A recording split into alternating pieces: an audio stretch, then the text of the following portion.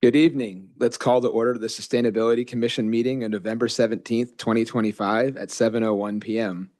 The city does not tolerate disruptive behavior in our meetings. Sunnyvale prides itself on the rich diversity of our residents.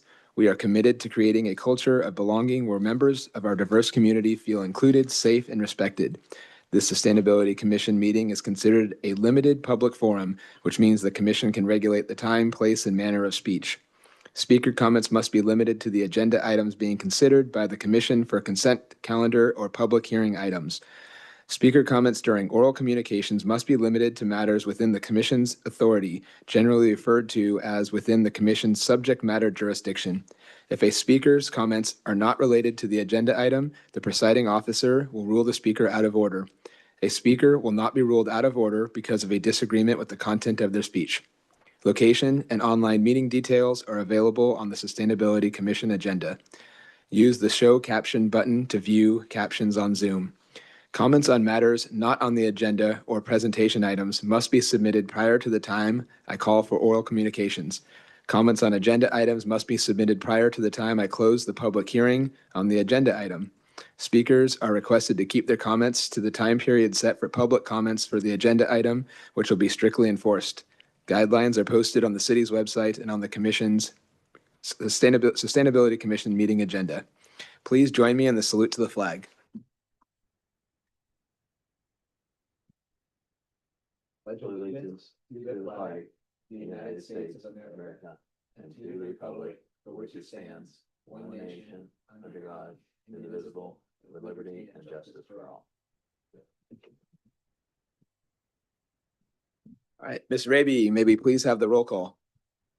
Yes.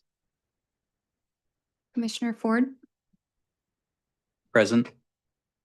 Chair Nabhan, Present. Commissioner Chang, Present. Commissioner Pronto, Present. Vice Chair Pistone, Here. Commissioner Jansen, Here. and Commissioner Coons, Here. and Councilmember Srinivasan. Present. Great. 7 members present. We have a quorum. All right, this is now the public's opportunity to address the commission on topics not listed on tonight's agenda and presentation items. This section is limited to 15 minutes and may be extended or continued after the public hearing general business section of the meeting. Individuals may only speak once during oral communications. The Sustainability Commission meeting is a limited public forum, and the commission can regulate the time, place, and manner of speech. Speaker comments during oral communication must be limited to matters within the commission's authority, which is known as the commission's subject matter jurisdiction. If a speaker's comments are outside the commission's subject matter jurisdiction, the presiding officer will rule the speaker out of order. This allows the commission to conduct its business in a reasonably efficient manner and protect the rights of other speakers. A speaker will not be ruled out of order because of a disagreement with the content of their speech. Please submit a speaker card to Ms. Raby, raise your digital hand now, or dial *9 on a telephone to indicate you wish to speak. I will call on members of the public participating in person first, followed by remote participants. Speakers will have 3 minutes to speak. Ms. Raby, do we have any remote participants? No, we do not. Okay. I will go ahead and close oral communication. Our first item is 25-1072, Green Stormwater Infrastructure Plan Update. I will turn it over to staff to provide an update on this item.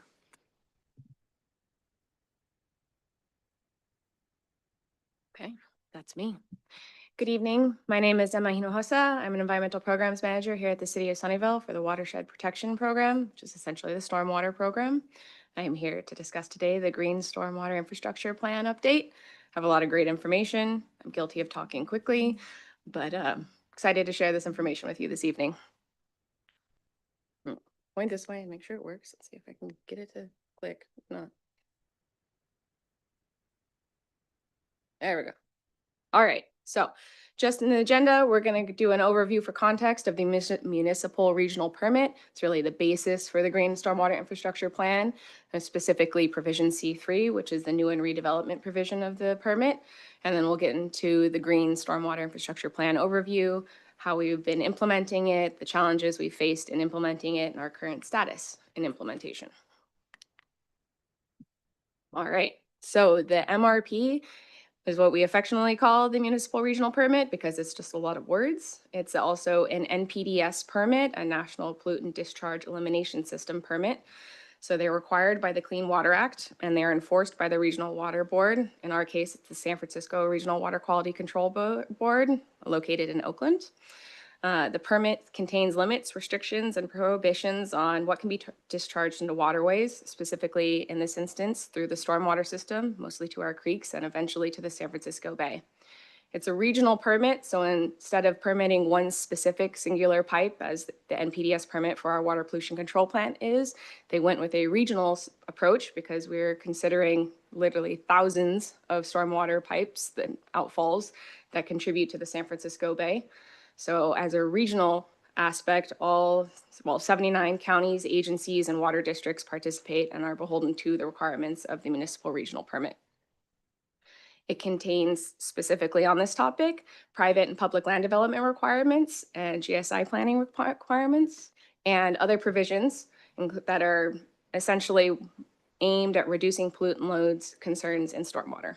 And just for context, there are 27 provisions in total in the permit. These are just a handful of the ones that we work on in the stormwater program. The one we'll be talking about today specifically is the one in bold, which is that C3 one, but you can see there's a variety of other applications that this permit applies to.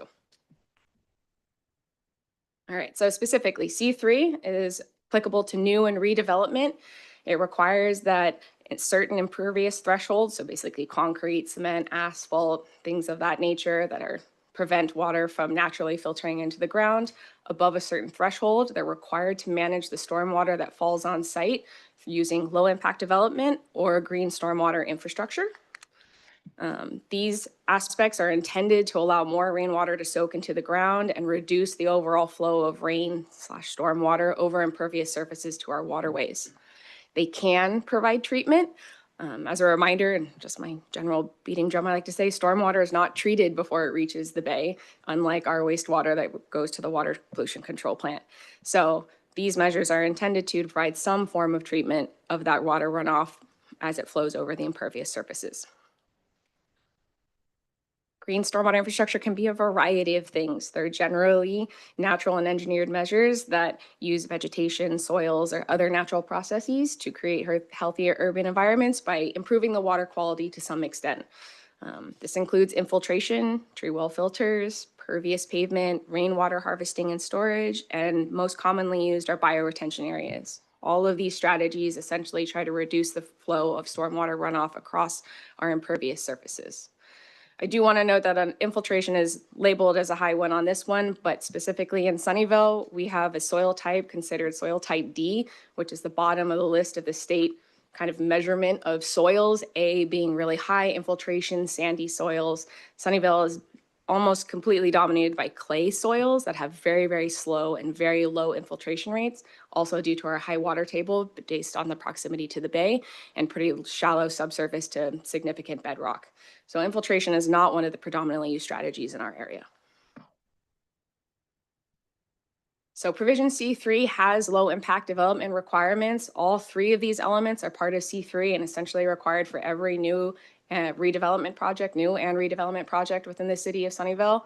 Generally source controls, which are intended to control pollutants before they are ever mobilized by rainwater. This includes trash enclosures, trash covers, storage facilities that keep rainwater out where you'd be storing hazardous materials, loading docks, things of that nature.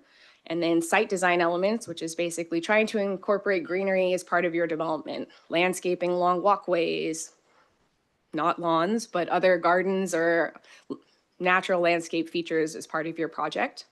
The more site design measures of that nature you incorporate, you generally are required to use less treatment or required to use less treatment through green stormwater infrastructure. The amount of green stormwater infrastructure that is applicable to your project really depends on how much you change the impervious surface as part of your project. If you are changing less than 50% of your project site, you only have to treat the stormwater for that 50% or the amount of new impervious surface.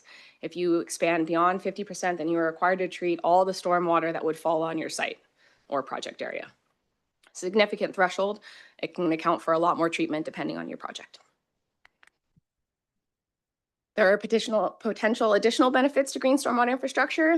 Generally reduces flow across impervious surfaces. It can contribute to urban greening, can also contribute to traffic calming when applicable.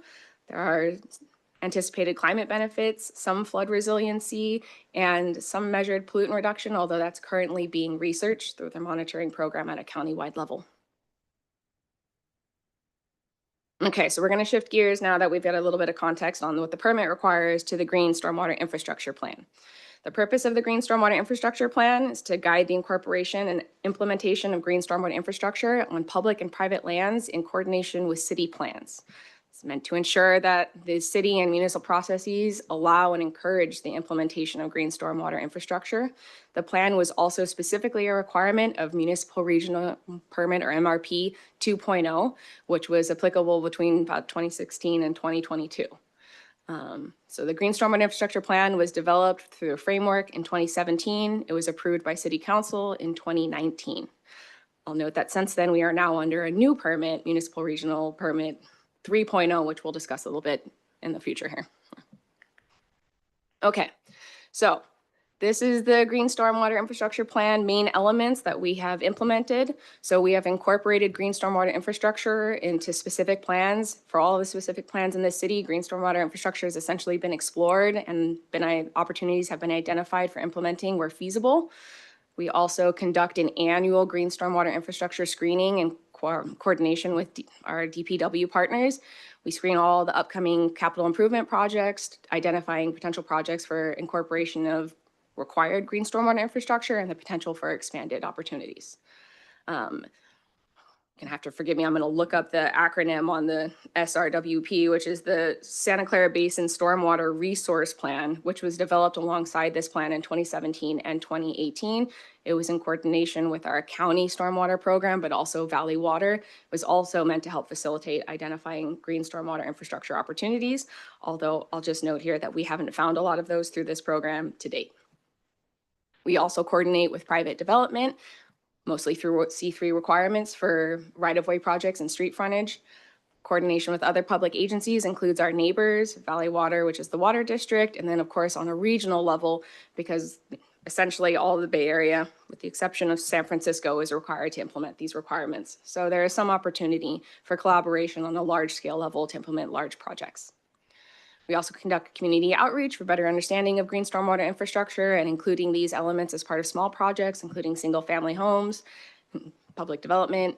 And then of course, we have implemented green stormwater infrastructure requirements and C3 requirements specifically as part of our municipal code, which is a requirement of the permit.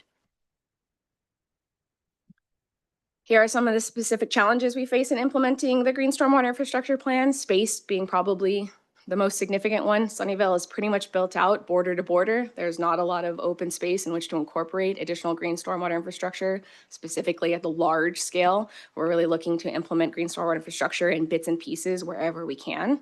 It's also challenging because if you are a developer within the city of Sunnyvale and you are buying a parcel, you generally probably want to use as much of that parcel as possible for your project, especially if we're including housing or other large office spaces. So green stormwater infrastructure is not always a priority aspect of including a new redevelopment. There's also significant and variable costs related to implementing green stormwater infrastructure. These structures are not cheap generally. They take up space. They have a lot of elements. So sometimes the cost can be more significant than people or developers are anticipating. There's also frequently the presence of conflicts. Again, Sunnyvale is pretty built out. We have a lot of infrastructure underground, including main utilities, the stormwater system itself. And in some places, the city is very shallow. And so going subterranean in order to encourage infiltration is pretty challenging. There's also new and changing regulations. This includes focuses on affordable housing implementation, as well as the new requirements of the permit, which changes about every 5 years. So those considerations have to be taken into account. There's also the ongoing maintenance of these systems. They are not set it and forget it. They're what we would consider living systems. They generally incorporate plants. Pretty challenging to find a perfect balance of compost and sand that allows for significant infiltration to prevent flooding, but also provide enough water for plants to thrive and grow. These systems can often be functional, but look pretty ugly, depending on what the life stage of the plant is or how much water it's getting. We've also found over time that these systems do require irrigation. There's not enough rain that's significantly happening in California on a regular basis so that these plants can actually thrive without the facilitation of water ongoing. Okay, so I talked a little bit about how the MRP changes every 5 years. After the implementation of this plan, there were several new requirements that were incorporated as part of MRP 3.0. So C3 is essentially applicable to almost every project that happens in the city of Sunnyvale outside of small single-family homes. I don't know of any single-family homes that have met the 10,000 square foot threshold if I jump all the way to the bottom bullet, but it is there. Originally before, or I guess during MRP2, the threshold for incorporating C3 requirements was 10,000 square feet. It is now reduced to 5,000 square feet. That's just a little larger than a basketball court. And for most projects, you're gonna hit that really quickly. So I'm gonna be a little facetious here, but almost every project that is doing new development in City Sunnyvale requires C3 treatment. It also includes, there's a new requirement that if you disrupt any impervious surface along the right-of-way or the frontage, that also requires treatment as part of your project, which has removed the opportunity to do treatment on that area voluntarily or as part of greater good.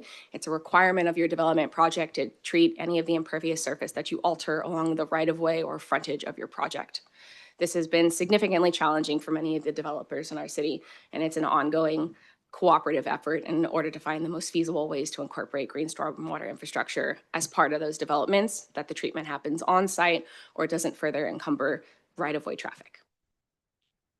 There's a bullet point there that also is just meant to include that this also incorporates parking lot changes in pavement. If you're doing patch sealing or basically a reapplication of asphalt, you're generally exempt, but that's not always the case depending on your project. It gets a little bit more nuanced when we get into maintenance, pavement maintenance projects, and right-of-way, which incorporates things like contiguous or continuous. So if you're doing work along a roadway, it really depends on how far and how long, how many intersections you cross, whether or not you're going to meet that 5,000 square threshold. There's also a requirement we affectionately call the additional 5 acres, which means the city and all the agencies as part of the MRP are being asked to find additional treatment outside of the regulated project requirements. It's based on a population density, so about anybody over 100,000. Well, don't quote me on that, but essentially up to 5 acres needs to be treated. And based on your city size, there's a measurable difference. Sunnyvale is required to treat an additional 5 acres beyond the required elements of C3 for regulated projects. This is especially challenging. There's not a lot of space to find additional 5 acres. We are really fighting tooth and nail to find bits and pieces of acreage across the city in which we can incorporate this additional that's beyond the requirements. Finding projects that maybe don't meet that 5,000 square foot threshold that also have the funding space and absence of conflicts in which to incorporate green stormwater infrastructure to help us achieve this requirement of the permit. I will say for the most part, this is going to end up being along sidewalks. I think we have some viable projects right now, including the Evelyn multi-use trail, which we are attempting to incorporate a section of bioretention area treatment, as well as the Gale and Galeota Safe Routes to School project. We are attempting to include some green stormwater infrastructure as well. I think between the two of those projects, that's less than an acre of treatment. Okay, so the current status of the Green Stormwater Infrastructure Plan, the implementation is ongoing, although as I've kind of described, it's mostly driven by the MRP requirements. It's required to be incorporated as part of new and redevelopment projects. So that's how we're kind of achieving a lot of the acreage treatment. We also are continuing to do the no missed opportunities. We do this as part of the summer cycle with DPW. We sit down with staff and we go through every project, talk about opportunities, make considerations, and try to find ways to support and incentivize including green stormwater infrastructure as part of those projects. We continue to explore regional collaborative efforts, including alternative compliance programs, meeting regularly with countywide programs and the regional programs, as this is a challenging topic and requirement across the Bay Area. We are working continuously to find the best maintenance program and possibilities for these elements, especially the ones that are publicly owned in the city of Sunnyvale. There's also a requirement as part of the permit for the implementation of an asset management program, which requires us to do condition assessments and then make sure that these systems are functional. So conducting those assessments regularly and then implementing the required retrofits, rehabilitation, or reestablishment of these systems. And we are also currently conducting a stormwater LID monitoring program, and this is really being used to determine the effectiveness of the system in terms of, or systems in general, in terms of pollutant removal and how much treatment they are actually achieving. I don't have any results on that. That effort is ongoing, will probably be completed before the end of the permit term in 2027. Here in Santa Clara County, that work is being conducted in San Jose with a series of their green stormwater infrastructures located near the Topgolf facility. Okay, so as far as specific GSI plan projection status, they created a ambitious outlook for what they were hoping to achieve through the outlining of the green stormwater infrastructure plan. I'm happy to be able to report that we are beyond what we were estimated to be here in 2025 with over 1,500 acres, well above the highest estimate that they did back in 2019. This is mostly driven by private development and being required to incorporate. The public green stormwater infrastructure in the city of Sunnyvale accounts for less than an acre of what's listed here. So with that, I'll take any specific questions. I know that was a lot of information with a lot of detail, so I'm happy to clarify or provide more context on any of that. All right. Commissioner Peranto. A couple of questions for you. I was wondering, when you're looking for property that qualifies, we've been having a discussion previously about turf versus grass on various fields that the either school systems or the city owns. And I was wondering how turf affected the green space that you're trying to acquire. It depends on the design. And I can think of Fair Oaks Parks, which has a large turf field that actually qualifies as a self-retaining area, which does meet C3 requirements. There's actually subspace underneath the artificial turf that allows infiltration and absorption of additional water. It actually provides some treatment for the impervious surfaces surrounding that field. So depending on how it's incorporated, it can actually qualify for C3 requirements. Very good. That's an ongoing point of discussion about whether their turf is desirable or a problem. And so it's helpful to have your input on that so that we know where it falls on your list. Second question is, we now have the ability to include ADUs on individual lots and what have you. How does the addition of somebody comes up and says, I want to put an ADU on my property? Does what you're doing affect the answer to I can put a ADU or not? Not significantly. For most single-family homes or small properties like that, they would find themselves exempt from the specific permit requirements, but we do have a municipal code that encourages and requires the incorporation of C3 elements as part of small project development, those projects that are under 2,500 square feet, which they're required to incorporate some of those site design measures, and there's opportunities for aspects of green stormwater infrastructure that we encourage incorporation, although they are not necessarily required. I believe the language says that you are required to consider, and we encourage you to incorporate. And is what people need to do to incorporate something like that generally available to individuals and what have you on the city website, for example? Yes, and I believe there's links to like the Watershed Watch organization or the county program for rainwater barrel harvesting. That would be something that we would probably point you, or a single family home too. So rainwater harvesting would be something we would encourage. Pervious pavers, or the element incorporating designs of kind of permeable surfaces as opposed to paving an entire backyard for the purposes of an ADU. So those are the type of elements we would encourage. Okay.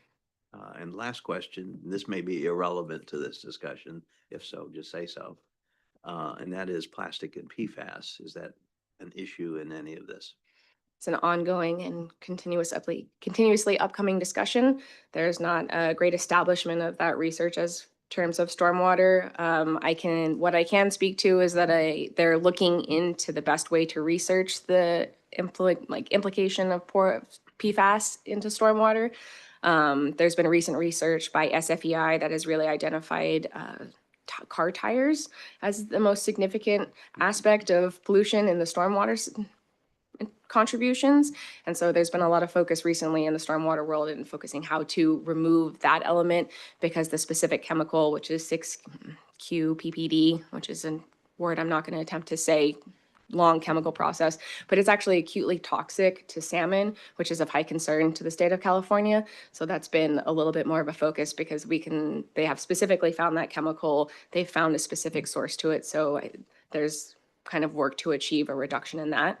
But PFAS is certainly an ongoing issue, and something that's being brought up, discussed, and researched as incorporation of stormwater pollution. Very helpful. I assume they're not considering eliminating the tires.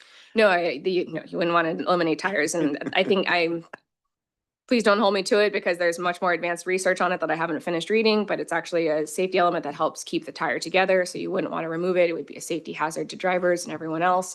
So it's a balance between, health and safety of humans and safety on the road, and versus reducing Also health pollution and safety of humans. and Yes, yes. humans in the water, and of course, our natural environment. So it's just another one of those things where it's at the complicated nexus of. I want to just say that this has been an outstanding presentation, and your command of the issues is amazing. And thank you for answering my questions. You're very welcome.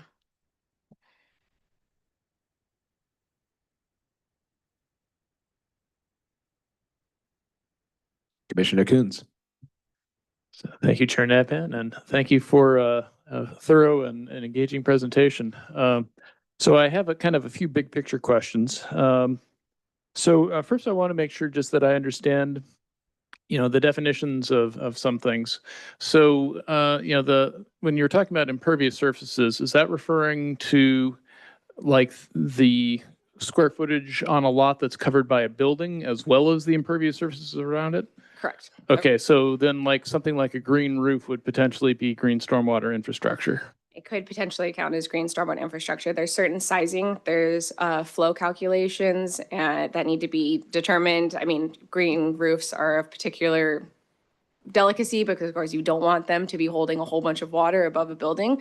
But they do provide some absorption and treatment and slow down the rate of runoff from building surface areas. So they do count as green stormwater infrastructure, less so in terms of treatment, because of generally just how water moves across a roof, even green or otherwise. Makes sense. All right, so next, I wanted to ask about, you mentioned, for example, the multi-use trail along Evelyn. We had a presentation a couple of months ago talking about the East Channel Trail, and it was mentioned that there were opportunities for green stormwater infrastructure. I was curious if there had been any, estimation of how much the East Channel Trail might yield in terms of green stormwater infrastructure acreage. It's not yet determined. I think some of that's going to be determined through the process of the study that's ongoing. By my knowledge, it's one of the ones we talk about each year as part of our green stormwater infrastructure screening. The East Trail is of particular complication because of the length of the area and the different type of infrastructure that's throughout. So we're certainly optimistic and hoping to find some really suitable spaces to incorporate green stormwater infrastructure, but we have not identified anything specific to date. I'm looking forward to hearing what the number is when you do. All right. Next up, it was mentioned, I believe, that things like, gray water and rainwater catchment systems, were something that the city was promoting. I was curious, if we had done any kind of so first, is it correct to say that those systems reduce the need for green stormwater infrastructure because they reduce runoff? And have we, done any kind of back of the envelope calculations, like if we did like a big campaign to try and get those systems installed, what kind of impact would it have in terms of, our ability to easily make our numbers for what's needed under C3?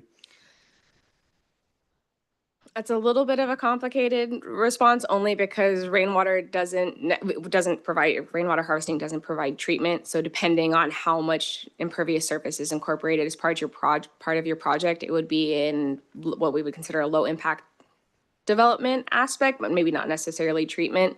Even the kind of storage and removal of rainwater is not specifically tied to the C3 treatment requirements.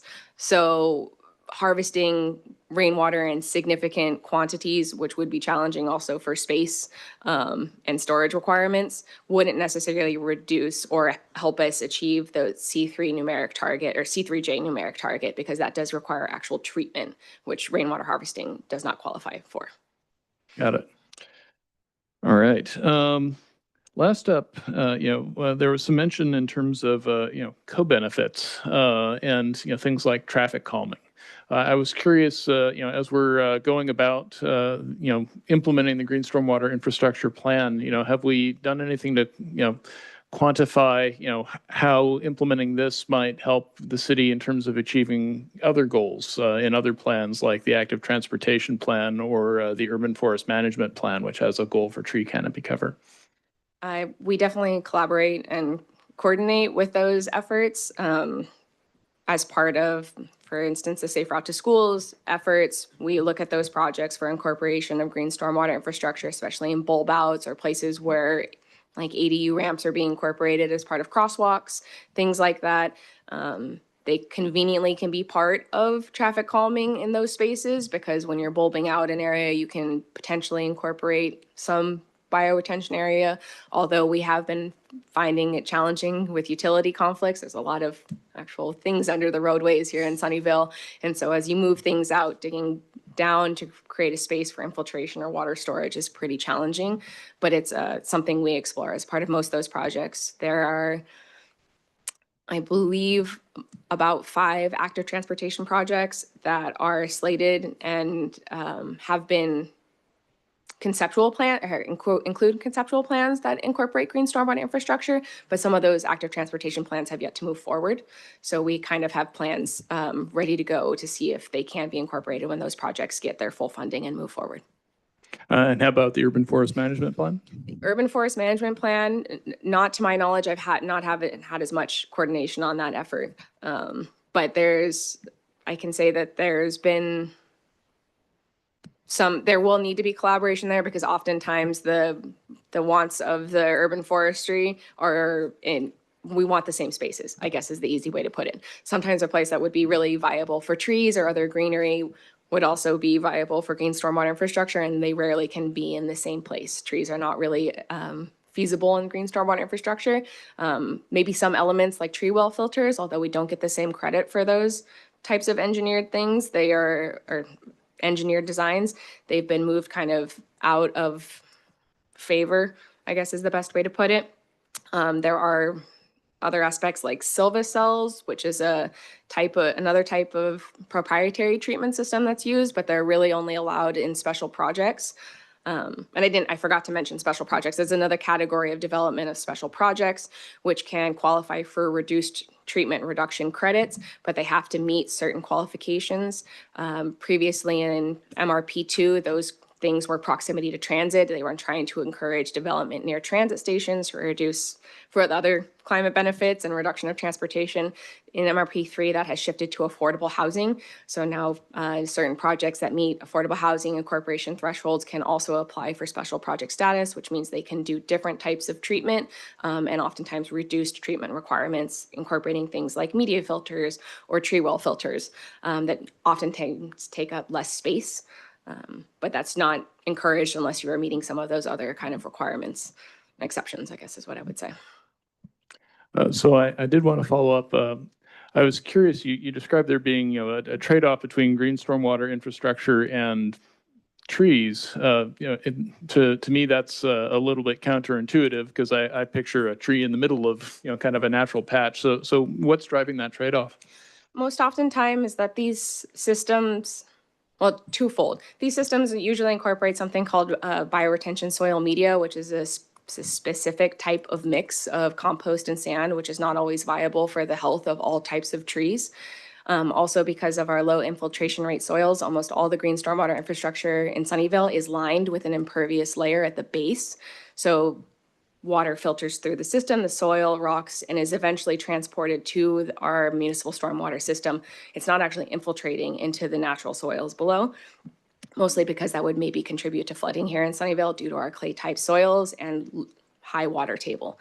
So oftentimes the incorporation of impervious liner, would inhibit tree root growth, but also the soil media that's being used is not always conducive to the needs of a healthy, large tree. Thank you. Last question. So I'm curious if I'm not recalling offhand, what's in the green building program, but does the green building program incentivize installation of green stormwater infrastructure above and beyond, kind of what the base requirements are that the city's asking of developers? Not to my knowledge, but I would default that direction. I don't know either. We'll have to check in on that when we do the update this coming year. Sounds like it might be an opportunity. Potentially an opportunity. Yeah. Awesome. All right. So I'll close in just saying thank you for taking the in-depth questions, and awesome job on that 1576 number. It was great to see us above the high trend line. So that's a testament to the work you guys have been doing. Thank you. No problem. Commissioner Jansen. Thank you. This was super interesting, and this is something that I didn't know anything about until probably earlier this summer when the Sustainability Speaker Series had a talk on it. But I have very random questions. You mentioned that the plants in these structures need extra water because we don't get enough rain in California. Are you using native plants or drought-tolerant plants? Like, how do you choose the plants that go in these areas? There's a specific recommended plant palette that's actually been developed by our partners at Santa Clara Urban Valley, the Santa Clara County Urban Valley Pollution Prevention Plan. I almost never say the whole word. I just call it SCVRP, which it's a very long acronym. So unless I'm writing it out, I don't frequently get through all the words.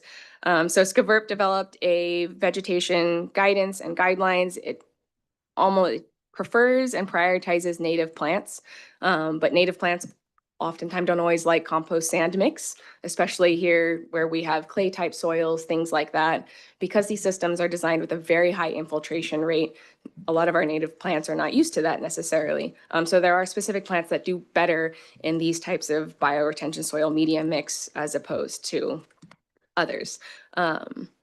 There are some sites that are very successful. There are some sites that are not so successful. This is something we are learning in real time as we implement more and more of these systems about which plants actually do well and how much irrigation is actually optimum to help the plants in each of these systems thrive.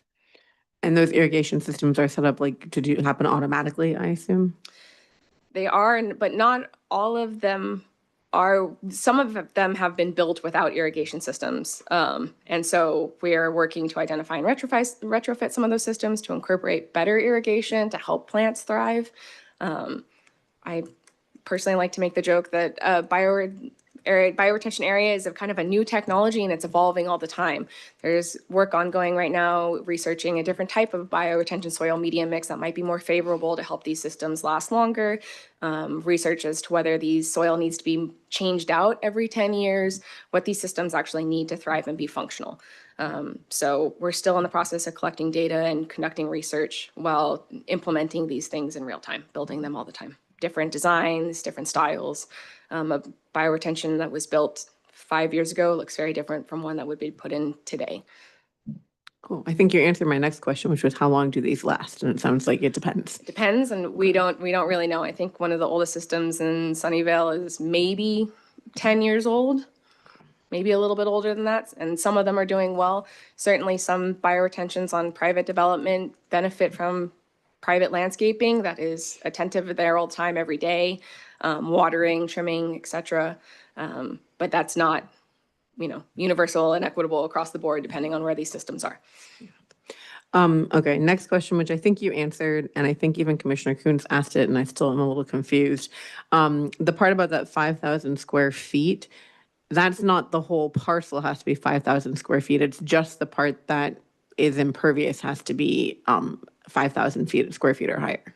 It's just the 5,000 square feet is the amount of impervious area that you change. Okay. So on any parcel, whether it's 5,000 square feet or 25,000 square feet, if you change 5,000 square feet of impervious surface, you will be required to incorporate C3 requirements. Next question.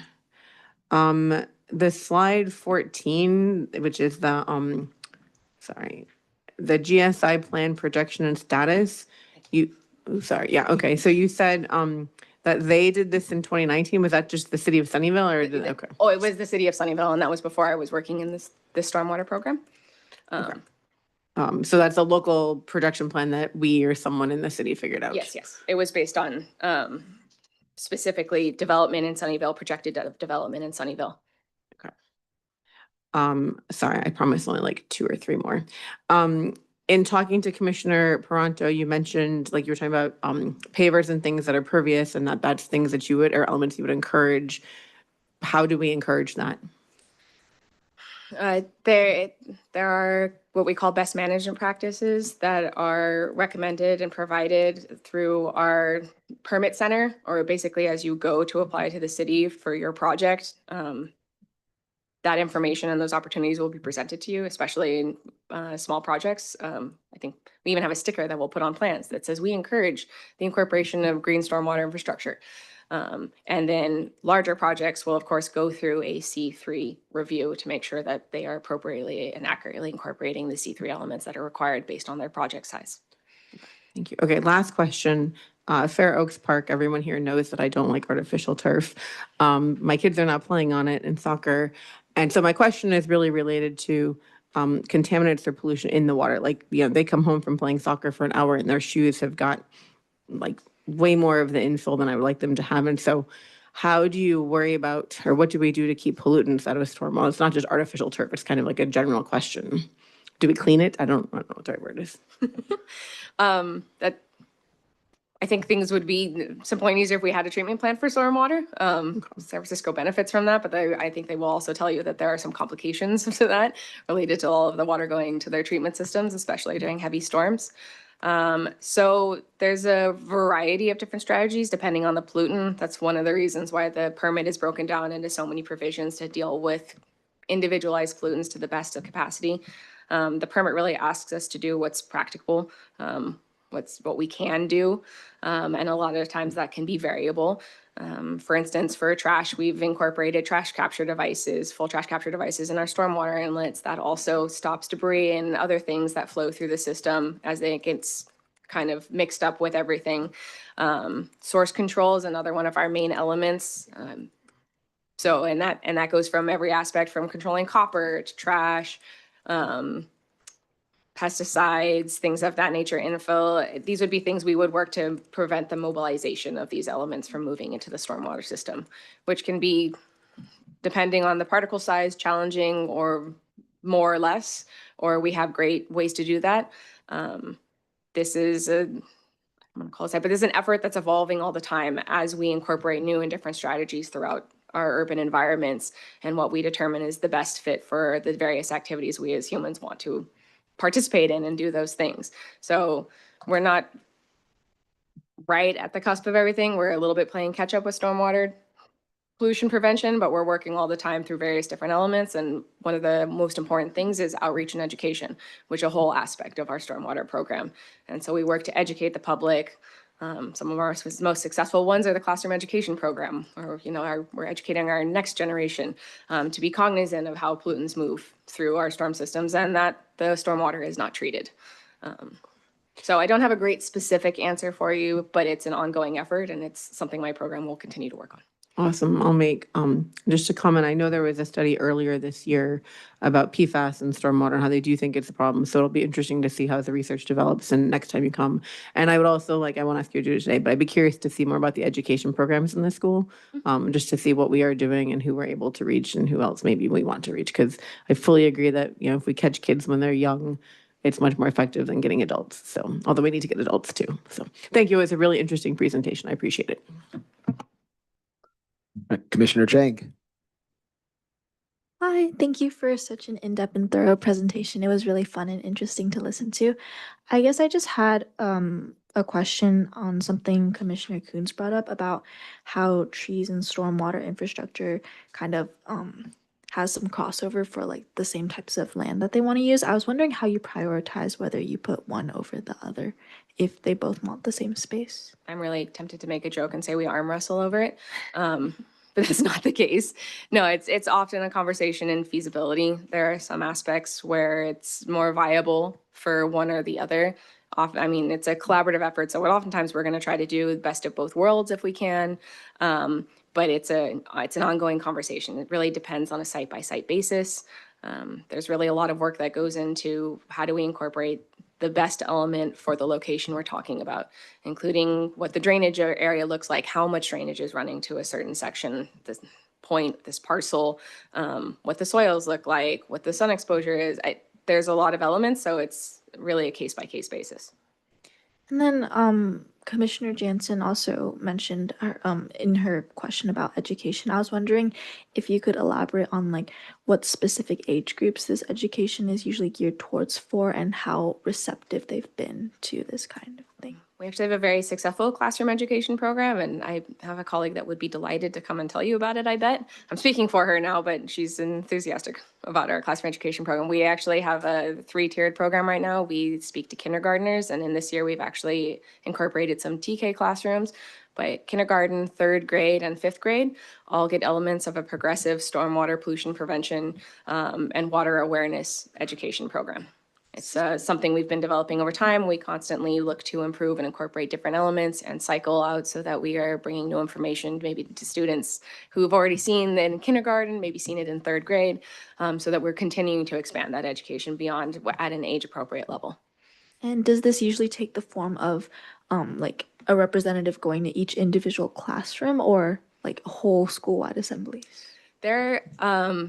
Sunnyvale staff specifically does classroom-specific education programs. We generally reach out to the various schools with the city of Sunnyvale, and teachers can schedule a presentation to come into their classroom at a time that works for them. There are also countywide programs that do assembly style. Zun Zun is a great musical incorporation element that talks not only about stormwater pollution prevention, but trash and other things. That work comes through the countywide program effort, and they do more large assembly style classroom education. And I believe also Valley Water has a large assembly style classroom education program that they incorporate. So those are things we all we're kind of multifaceted effort in bringing that same sort of information to our young learners in the world. Okay, thank you so much. Welcome. Commissioner Ford. Hello. Thank you for your presentation. Christina, can we go to slide 12?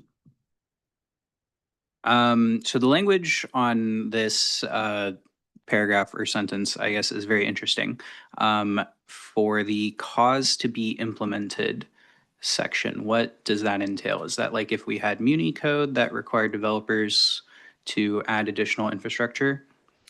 Yeah, there's a lot of not necessarily vague, but not a specific language in the permit that allows for some flexibility, some interpretation, some kind of allowance for us to find the best pathway forward in terms of incorporating. We do not have a mini code currently that would enforce this. We are really looking for voluntary participation. We're mostly trying to achieve this through public projects. There is some cooperation and discussion happening with Google, which is doing a lot of development in the north end of the city, whether or not, some of their projects would be willing to incorporate this element. When we get into incentivizing private development, and it really comes down to maintenance, ongoing maintenance of these structures, which can be challenging.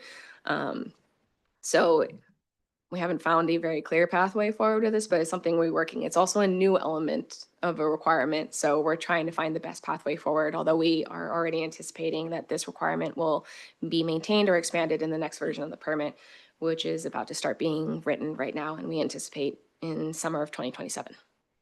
Okay. And then the second thing on this sentence is for regulated projects. So if a project is already regulated and they decide to go above and beyond, do we get to count the additional acreage? We do. Okay. Rare in my experience that Mhm. projects are going beyond, but I think I mentioned most projects are looking to utilize their space as efficiently as possible. But Mhm. yes, if a project was to go above and beyond, we could incorporate that as part of qualifying for this requirement. Okay. And then my last question is on the projection. So I think you said it's from 2019. Are we doing a new projection since it seems like it is out of date? We have not done a new projection as of yet. we haven't had the staff capacity to really go through and do a full update of the projection. We're also, I'll admit, feeling pretty pleased with the fact that we are above current projections and as the permit is mandating these requirements. So it would probably be an adjustment for increased, but I think it would be hard and challenging to do that right now without knowing what the next permit requirements are going to be and how that might impact this effort. So I think this is slated and anticipated to be a full update in coordination with the new permit requirements that will come out in about 2 years from now. All right. That was it. Thank you. Vice Chair Pistone. Thanks for the presentation. This is all very interesting, and I like stormwater treatment. Because we're on this slide, I have several disconnected questions, but just because we're on this slide, is this a state requirement, the extra 5 acres, or is it county, or whose? It is a region requirement, so we are currently in Region 2, which is the San Francisco Bay Area. Okay. So we are under the San Francisco Regional Water Quality Control Board, and this is a specific element of the permit they have written for us, our region. And so they require this, and is there any, how is it expected to be, where's the money coming from, I guess is what I'm getting at, or is? That's a very interesting question. The money is coming where we can find it. We certainly explore grants and other funding opportunities. That we are in conversations on a regional level about something alternative compliance, which would essentially in the framework of the program would be if your project can't find the space to incorporate green storm water infrastructure on your site, potentially an organization could collect money in order to facilitate the incorporation of that treatment in another location. So you could potentially fund a project somewhere else. We have not fully developed that in our county, and it's still being explored on a large level regionally within the Bay Area. It continues to be challenging because the Bay Area is a very urbanized environment and large project spaces are challenging. We are participating in conversations with the Water Board on how to best implement this requirement, including identifying flexibility where we can in terms of what types of projects can be included and previous projects that were built prior to the requirement, if they could qualify as credit for this effort as early implementation. Some of that has not yet been determined by the Water Board, but it's an ongoing discussion. We have a technical working group that the city participates in as part of those discussions. So there's a new regional requirement, but it doesn't unlock special pots of money or anything, unfortunately. It does not. And in our current climate, it is Yes. even more of a timely conversation. Indeed, yeah. And I think that goes to what some of the other commissioners were saying. I think there's a lot of opportunity. I just wanted to echo, there's a lot of opportunities for co-benefits with other development projects and yeah, the active transportation plan and other ways that we can implement them and have, benefits from the same project. So that sounds fun. Okay, let's see. Going back to talking about what water treatment is going, you mentioned that the Fair Oaks artificial turf field has a self-retaining area underneath it. How is it treated? Because I imagine that it has some things in it, maybe not PFAS, but also we're not really testing for PFAS. And I don't know if they use the rubber infill, but you mentioned tire. Okay. But there are things in the infill that we are not necessarily testing. So what is the treatment like for that particular project? Can you say, or? It's essentially filtration. So it just goes through stuff. It just goes through stuff. It goes through enough stuff and then we say it's probably fine. Okay. I don't know if we would say that, but for the purposes of for the permit requirements, it qualifies as something called self-retaining, which means that it has twice as much space for Okay. the water that would run off in the nearby impervious surfaces, which qualifies as a reduction of stormwater flow. There's also the infiltration based on what's included in the subbase of that, and that qualifies. Although in the sense of treatment, which I think you were alluding to, no. It does not. It's not being checked. Like it has a bunch of water underneath it basically, and then it goes through the clay soils very slowly. I think in that system, it's actually lined, so it filters Okay. through with the substrate, and then there are under drains that help convey that water to our storm system. Okay. Interesting. Good to know. Thanks. Yeah. I'd have to go back and look at the plan specifically, but I believe it's lined underneath. Okay. Yeah, it would be interesting to know what's in that. And I think the challenge with PFAS, right, is it's like a whack-a-mole. There's one compound and then by the time we get enough evidence to say that it's dangerous, they've replaced it with a slightly different chemical compound, and then we don't have any data on it because it's brand new, even though it biologically might be doing exactly the same thing. All challenges all around. Okay. So my next question, you were talking about like there's challenges in maintenance, which I totally get. And are you guys responsible to what degree do you sort of follow on like how well maintenance is being done, or how well I don't want to use enforced because that makes it sound like mean, but do you check when these projects are developed, how long they are maintained for how well? Because I imagine it would be a win-win if a project lasts for 10 years instead of 5 years with, marginal more amount of maintenance effort put in throughout. Yes, actually, as part of the C3 provision, there is a requirement to implement an inspection program, which is currently conducted by our compliance inspection group within the city of Sunnyvale. They do annual inspections of all the C3, we call them facilities, but all the sites in the city of Sunnyvale that incorporate green stormwater infrastructure. They are inspected for plant health, coverage, a variety of elements that are used to base the kind of health and functionality of these systems. We do have the authority through the municipal code, the stormwater municipal code, to enforce on those systems if they are not being maintained. So oftentimes, for example, if a private tech company somewhere in the city of Sunnyvale has a beautiful green stormwater infrastructure bioretention area that's not being taken care of, we would issue a violation to have it corrected within 30 days or with a cooperative effort with that site. The publicly owned ones are maintained slightly differently. We have the park systems are maintained by our park staff. We also have several green stormwater infrastructure sites that are not necessarily in parks, that are in the right of way. I'm thinking specifically of like the Caribbean Drive. We also have some on Persian. Those are actually maintained by a contractor and not by city staff. Very specific question. Does it have anything to say about leaf blowers? Because it's because I live in an apartment and they redid the landscaping a year or two ago, and they put mulch in some places and sand in other places, but they still go through with the leaf blowers every week. And you can see that there's clay soil underneath. And when we had this rain, there were giant puddles. And I see what you mean about it being a soil type D, because it just sits there. And I gotta think, if you were not doing these leaf blowers and just blowing away all of this bioretention soil media, then it would be longer. Is there any sort of guidance about leaf blowers specifically? I'm sorry to say there's not, but if our inspectors encountered a system in which the 3 inches of required mulch had been removed or otherwise eroded, we would require them to replace that.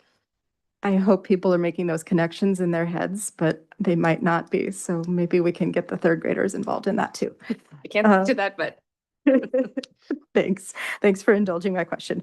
Let's see. That might have been all of my questions. Oh, no, I kind of already answered that. In terms of the high costs, so you said that it can be costly to put these kind of systems in, and we had some discussion earlier or late last year about that the city has a policy 6.4.4 of private art in public development. I was wondering if that's anything that, like, it feels like some of this kind of living stuff could be considered art, and that's probably beyond the scope of what you do. But that would probably be a change in city policy. But I gotta think that there's got to be another co-benefit here to be able to tap in that. There's a large chunk. Basically, it's a policy that says there's some amount of money for private development needs to go to and public art on a thing. And I feel like this could count as a public art, but that's probably beyond the scope of it. Do you have any thoughts on that? My brain is a jumble. from personal experience, I don't have any expertise on that. I think it would depend heavily on the health and maintenance of a system for it to achieve art. And that Potentially, maintenance but that's, again, yeah. art is in the eyes of the beholder, so. Exactly. I think that too. Yeah, it's something to think about. Okay, thank you very much. I'll let somebody else talk. Commissioner Jansen. Sorry, I have a funny, well, it's not a funny story, but just in case anyone is curious, Fair Oaks is actually going to be closed for about 6-ish weeks, I think, because that subgrade was installed incorrectly. So it has not perhaps been doing the job it was supposed to be doing, but that's not actually my comment. Well, maybe it is. Okay, what I really wanted to ask was, I know that there is an effort with Balin's, I think it's like Grassroots Ecology is doing some work in partnership with the city. I'm just wondering if there's any plans to be able to put some of this infrastructure in Balin's, either as part of that work or something else. The Balance project was evaluated for green stormwater infrastructure incorporation. It was determined that there was not a great opportunity at Balance, specifically because of its proximity to the bay and very high water table, that there wouldn't actually be sufficient benefit. And it was a little bit beyond the scope of the work they're looking to do as part of that Balance project. All right. Well, thank you for the great presentation. I have a few questions, but you're a wealth of knowledge in this. It's been an amazing presentation. So I know we've been talking at the city about expanding our reclaimed water, sending out reclaimed water to more places. Have we looked at sending out reclaimed water to some of these new sites we're going to be implementing? I believe we have. I think I think the infrastructure where it's located has been a little bit limited as of yet. There is also consideration for the recycled water generally has a little bit of a high TDS content, so we would want to be careful in evaluating the impact to the plant and the system, certainly because they are considered treatment systems and what goes in them is impactful. But I know there has been recycled water, reclaimed water incorporation in other parts. I don't think that Sunnyvale has had but many opportunities to do that yet. I think it will be certainly considered. And then last question, how does Sunnyvale compare to neighboring cities with green stormwater infrastructure, like acre to acre for neighboring cities? Have you found other cities have done more or less? Is there some city that's doing a whole bunch more that we could maybe emulate what they're doing? It depends. Some cities have some advantageousness. For example, City of San Jose has been being able to incorporate large stormwater infrastructure, but they have a little bit more land area than we do in some aspects that are not really as much as developed, or they're taking opportunity for places that are maybe changing development style. They just installed a beautiful Rivers Oaks complex where they changed a detention pond into a biotreatment facility. That's something we don't necessarily have the opportunity to do here. There are City of Palo Alto also did some early incorporation in some residential neighborhoods, but on a whole, all of our neighboring cities in the county are looking for more opportunities, and for the most part, we struggle with feasible locations, available space, and some cities have projects that have been implemented that are going through challenges and maintenance and things like that, maybe need to be redone or slightly adjusted how they're being maintained and implemented. Everyone is exploring and sharing. Information sharing is something that's really important, and we do consistently at a countywide level. So we have several meeting groups that are talking about best pathways for implementing and achieving these goals and lessons learned. I wouldn't say I can think of a specific city, neighboring city or area that's really got it figured out. Some people or some agencies are really just lucky with space and opportunity we have yet to find. Excellent. Well, thank you very much. Like I said, fantastic presentation. I'll pass it on to Commissioner Coons. Sorry, one last question while you're on your way out the door. Thinking ahead for the commission, I know that later tonight we're going to be talking about like our annual work plan for next year, and there are certainly other divisions within ESD that come back and give us like updates on various programs, every year or every other year, something like that. And as far as green stormwater infrastructure, I think it's been a while since we've touched on this particular topic. It might have been in 2019 when the last version of the MRP came through. I think that was Melody Tovar who gave that presentation. About right. So we don't want to, have you come back just to have you come back. I would want to have it be like a good use of your time and some kind of a meaningful update. But what are some kind of like milestones or timeframes that would be appropriate for the commission to think about, for next year's work plan or even like 2027, where it might be meaningful to ask for an update from with respect to green stormwater infrastructure? I'm just gonna say, first of all, I'm glad you're not gonna ask me to come talk about all the other elements of the permit because we would need to have an all-day session. But in terms of green stormwater infrastructure, I would say conservatively, probably about every 5 years. These projects take a long time to identify a good opportunity, incorporate, develop, construct. And the requirements change about every 5 years. So during a permit term, we're pretty focused on the work that lies ahead in terms of our requirements. It's only about the time that we're doing a permit shift that we get the chance to take a breath. And I say that optimistically, and hopefully that we'll get that opportunity in this new permit development. I don't want to make any commitments, but I think about that but just before the new permit might be a viable time. We benefit from the fact that the stormwater is now technically a program with a little bit more staffing, so we might have more capacity. So that's a really roundabout answer, but we can come back. I can come back when I might have meaningful and more detailed information. I don't have a time frame for you as of yet. Makes sense. And it was a very open-ended question, so thank you. You're welcome. Any other commissioners have any questions? All right, seeing none, thank you again. That was a great presentation, and yeah, thank you. All right, moving on. Our first consent calendar item is 25-1070 to approve the Sustainability Commission meeting minutes of October 20th, 2025. I'll go ahead and open public comment for this item. Please submit a speaker card to Ms. Raby, raise your digital hand now, or dial *9 on the telephone to indicate you wish to speak.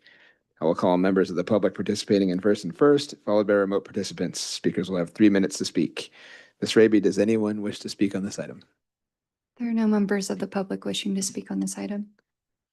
Okay, I will close public comment. I will now ask for a motion from my colleagues.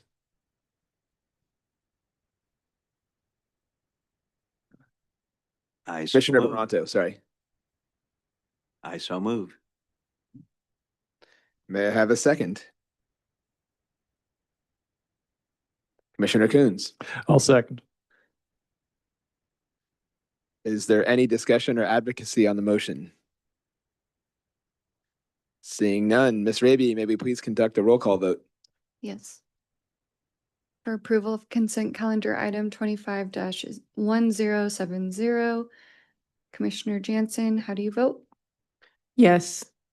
Commissioner Ford, Yes. Vice Chair Pistone, Yes.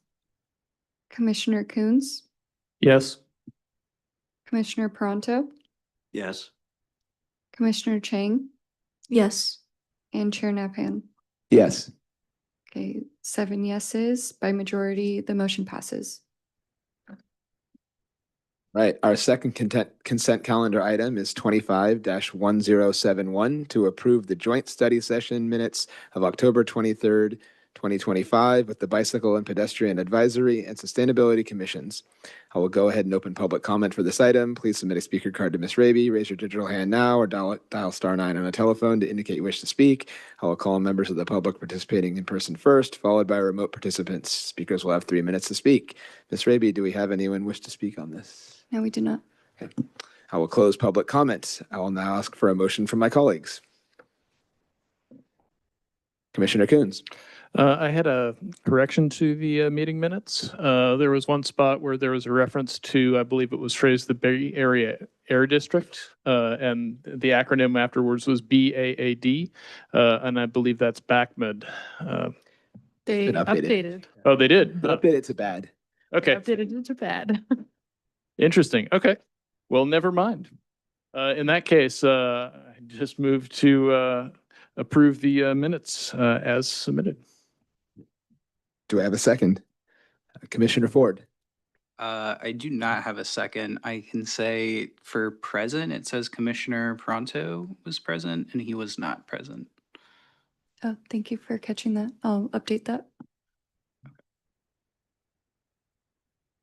All right, is there a second? Commissioner Jansen. Can I second, or do we have to redo Yeah. the motion with the correction? I think you can just give a friendly amendment. I will friendly amend that we remove Commissioner Peranto as president and put him under amendment to your motion. I accept the friendly amendment. Then I second it. Is there any discussion or advocacy on the motion? Seeing none, Ms. Raby, may we please conduct a roll call vote? For approval of consent calendar item 25-1071 with the friendly amendment to remove Commissioner Pronto as present from that meeting. Chair Nabhan, how do you vote? Yes. Commissioner Coons? Yes. Commissioner Jansen? Yes. Commissioner Pronto? Abstain. Thank you. Commissioner Ford? Yes. Commissioner Chang? Yes. Vice Chair Pistone? Yes. Okay, 6 yeses, 1 abstain. By majority, the motion passes. All right, next is agenda item 25-1069, annual review of code of ethics and conduct for elected and appointed officials, an opportunity to recommend change to the city council. This is a document we review on an annual basis to ensure we are following the City of Sunnyvale's code of ethics and conduct as appointed officials to uphold the values and ideals of the city. Do any of my colleagues have questions or comments or recommendations or recommended changes regarding the 2025 Code of Ethics and Conduct for Elected and Appointed Officials?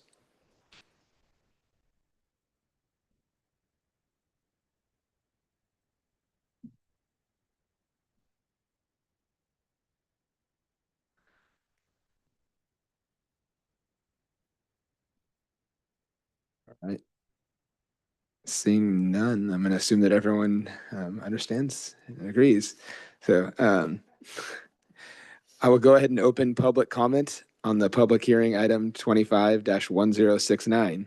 Please submit a speaker card to Ms. Raby, raise your digital hand now, or dial *9 on the telephone to indicate you wish to speak. I will call on members of the public participating in person first, followed by remote participants. Speakers will have 3 minutes to speak.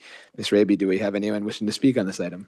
No, we have no members of the public wishing to speak. Okay, I will close public comments. I will now ask for a motion from my colleagues that affirm we have each read and understood the City of Sunnyvale's Code of Ethics and Conduct for elected and appointed officials. Commissioner Pronto, I so move. is there a second? Commissioner Ford, Second.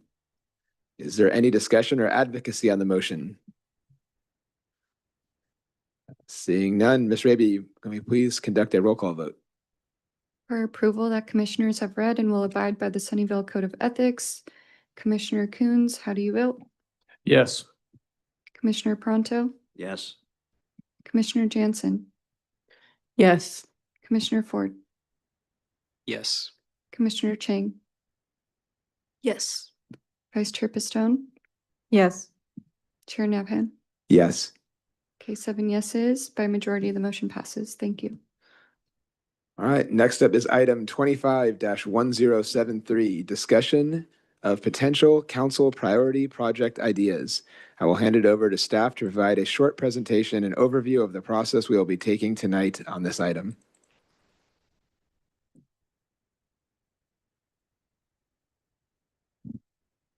Okay, so as you all know, we have changed the study issue process and replaced it with our council priority projects process.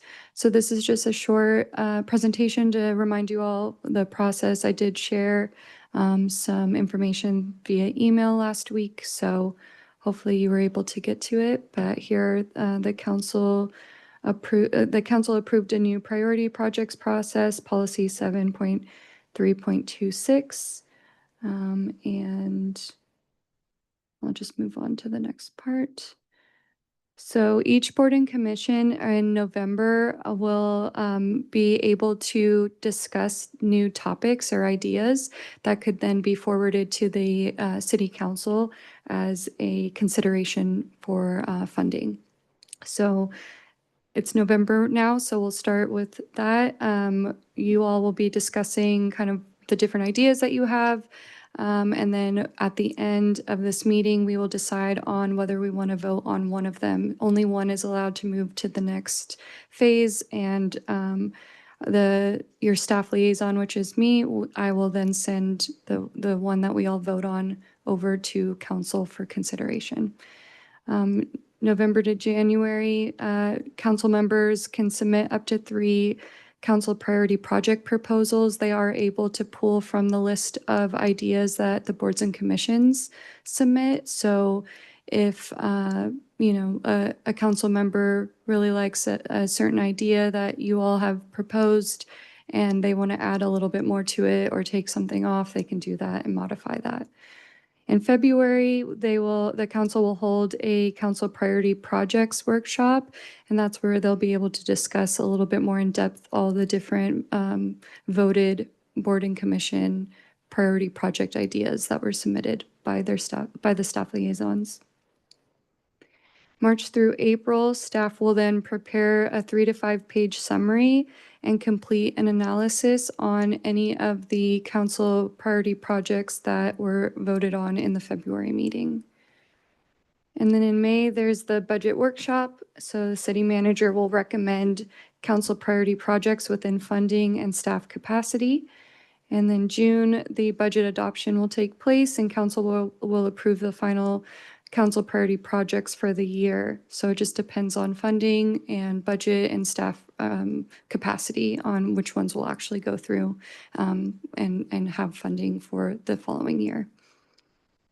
And then July through November, staff focuses on implementing current year council priority projects. So whichever ones were approved for funding, the next July through November, we will be working on those. So this just goes over a little bit of what I went into.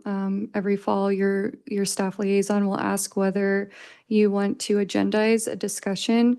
This portion of our meeting is optional, so if you all elect to not talk about it next year, we can, have that discussion in October. I'll bring it to you all then, and you can let me know if we want to agendize it for November. But we do, this city clerk's office and OCM really wanted us to all participate in it this year so that we can get used to the new process.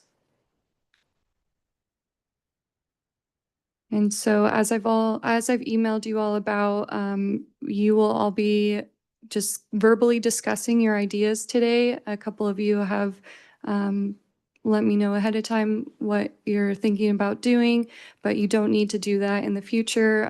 Just bring whatever item you have that you want to talk about to this November meeting. And there's no staff report or any papers that are written, so all discussion. And then your staff liaison or department management will clarify as we go on. Tonight Madeline and I will be talking about, and Romana's online as well, we'll be talking about any of the overlapping projects that are currently happening or planned in the city and let you know if we suggest moving forward with your idea or let you know that maybe it's overlapping with something we're already doing and it might not be necessary to move it forward. And we'll provide more information as needed. Okay, and as I mentioned a little earlier too, we'll only be voting on and forwarding one idea tonight to council for their consideration. And I will then be forwarding that to the city manager's office. And then at a later date, council members will be able to incorporate ideas from the boards and commissions, and then they will have their 3 proposals in February. And with that, that is the end of this presentation. Madeline, did you have anything to add? Okay, great. So now I can hand it back over to you, Chair Nabhan, and then you can lead the discussion. All right, I'll now call on my fellow commissioners with CPP ideas to provide a brief overview of the potential ideas that they believe should be forwarded to the City Council for consideration. As a reminder, only one idea from tonight's discussion can be forwarded, so please keep this in mind as we deliberate. Please try to keep your proposals to under 5 minutes. Commissioner Jensen. Just a clarifying question. It said it gets forwarded to the city manager. Does that then go into a list that goes to council? Yeah. So they'll have a list from all boards and commissions, like every single one that has forwarded their one voted priority project will then get added to a list and then council can pull from that list. Thank you. All right, Commissioner Pronto. I have a presentation. Let me bring it up.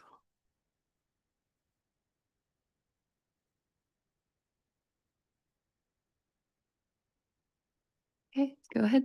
Thank you.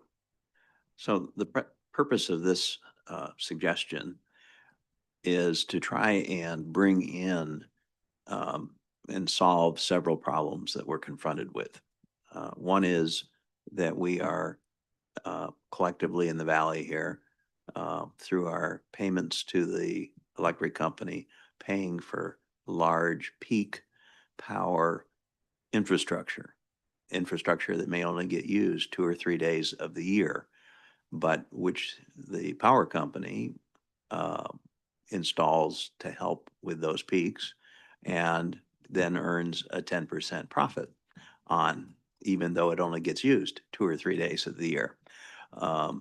It's in all of our collective interests, both municipal and individually, to try and trim those peaks.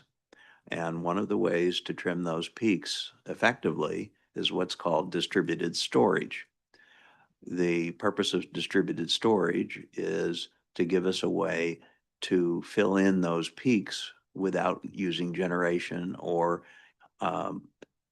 large power lines, and rather to use local storage that's distributed throughout our community. Since 50% of the residents in Sunnyvale live in multi-tenant housing, they're not in a position to implement distributed storage in the typical ways of power walls and solar and things like that. And I think it's in the city's interest to give 50% of our citizens a way to participate in trimming these peaks. And also, because if they do that, then they also trim their power bill. And if they use the distributed storage, they'll have a way not only to help us in the aggregate, but also reduce their budget. Could we go to the next slide, please? So when we look at this approach, we see that as far as Game Plan 2028 is concerned, that we are checking off all of Plan number 1 for promoting electricity, increasing local solar and local use of electricity, and particularly increasing distributed electric storage. And we're also checking off all of number 2. We're reducing energy consumption in existing buildings. We're supporting the electrification of existing buildings, and we're promoting electric new construction and use in multi-tenant buildings. So this is very consistent with this commission's plan. Next slide, please. And a couple of quick examples here. The ability to use these portable home batteries in multi-tenant buildings gives the tenant the ability to be responsive to power outages for critical things that they have in their home, like their freezer or their refrigerator, which can run on these backup batteries. The nice thing about this approach is that these new devices that are just coming into the market can be purchased by individuals. We can provide incentives for moderate and low income people to purchase these because they are to their advantage. And then if there is a power outage, they can use these for maybe 30 hours or so to keep their freezers and refrigerators from letting the food spoil. So there's an opportunity for power outage. But I think even more important is what's on the next slide. And that is you can reduce expensive evening power use. This is where you trim the peaks. Late afternoon and early evening in hot days, a few days of the year, are when we have this problem.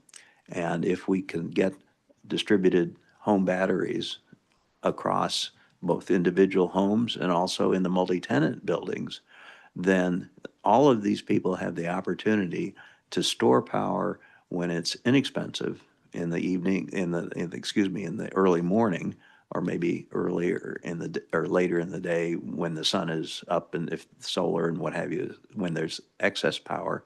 And then they can program these devices for storing early, and then for taking the refrigerator and the freezer off the grid and keeping the peak power trimmed.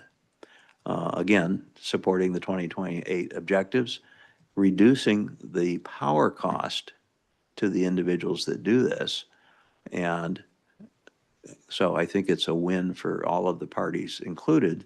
And what I'm encouraging the council to look at is two things. One is to make sure that there are no impediments, fire safety or other things that would prevent the use of these presumably UL-approved devices by tenants in their particular dwelling, so that we don't want to have roadblocks. We want to remove roadblocks.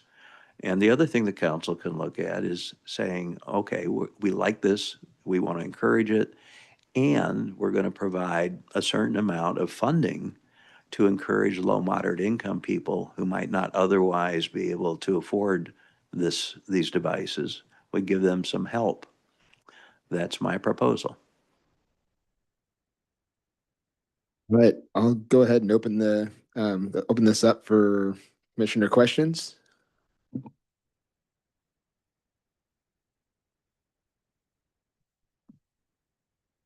Commissioner Coons. Sure, I'll bite. So a couple of questions.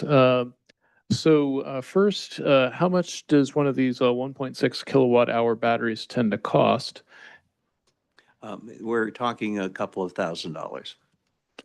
And can you help me understand, where this is something that's best addressed by Sunnyvale as opposed to, for example, Silicon Valley Clean Energy?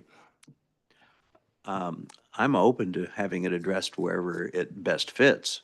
However, since we have 50% of our residents who don't have the opportunity to participate in energy storage or clean energy because of the type of dwelling they're in, I think there's definitely a reason for Sunnyvale to be a leader in this space and offer opportunities to the citizens that live here. I'm perfectly happy to have Silicon Valley Clean Energy endorse, support, and promote this as well. But if we have here in Sunnyvale restrictions, either by the building owners or by our civil code, that prevent using these devices in the house or in the apartment or wherever the people live, then Silicon Valley Clean Energy can't do anything.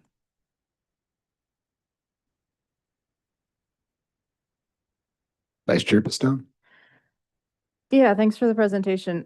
Are there any restrictions to tenants potentially having, because it sounds like it's basically just a really big UPS, uninterrupted power supply, right? And I think as far as I know, there's no restrictions that I've seen to people having those in their houses if they would like them, or in their apartments if they I like agree them. that there's no restriction on the houses since they own the houses. However, I don't know whether there are restrictions by building owners on what their tenants are permitted to do. Does the staff know anything about that? I don't have an answer. I'm not sure. Okay.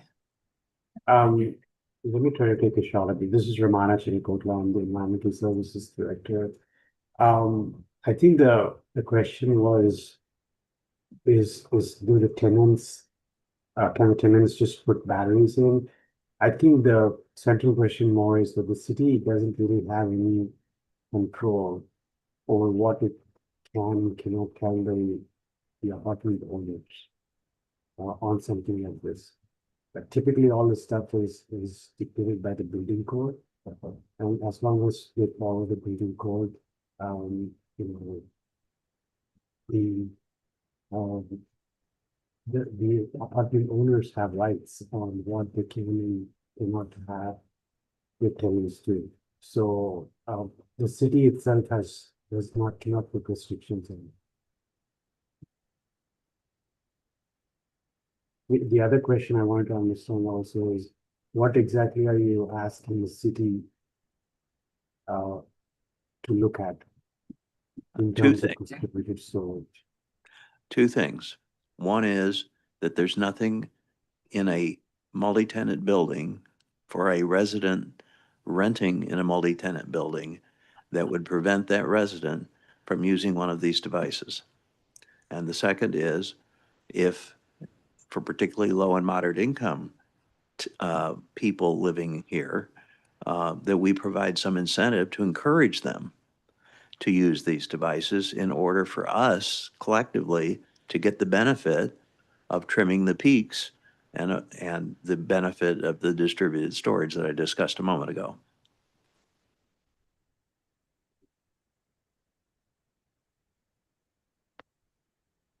Any other commissioner questions? Commissioner Jansen? I like the comments on how to get some sort of energy, I guess savings or whatever into lower income families, but I'm also thinking of there are lots of apartment buildings or multifamily buildings that don't have elevators. Do you have any idea how much one of these batteries weighs?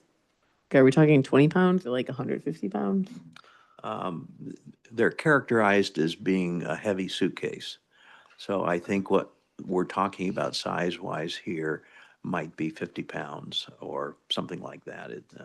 Maybe not even that. It depends on the size, of course.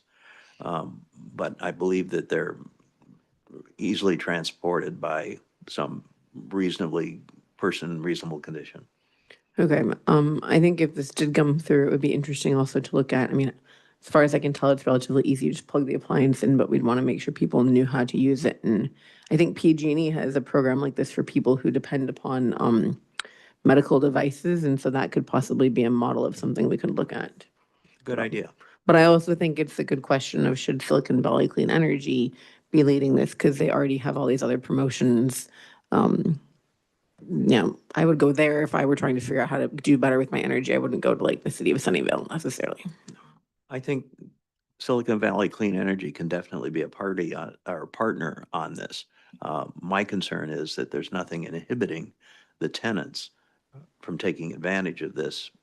And so we might need to provide some incentives for building owners or other things too, so that we at least know if there are restrictions.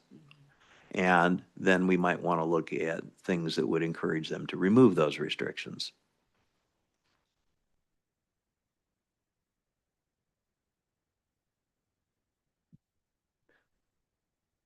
Vice Chair Pistone? Did I understand Ramana's comment correctly that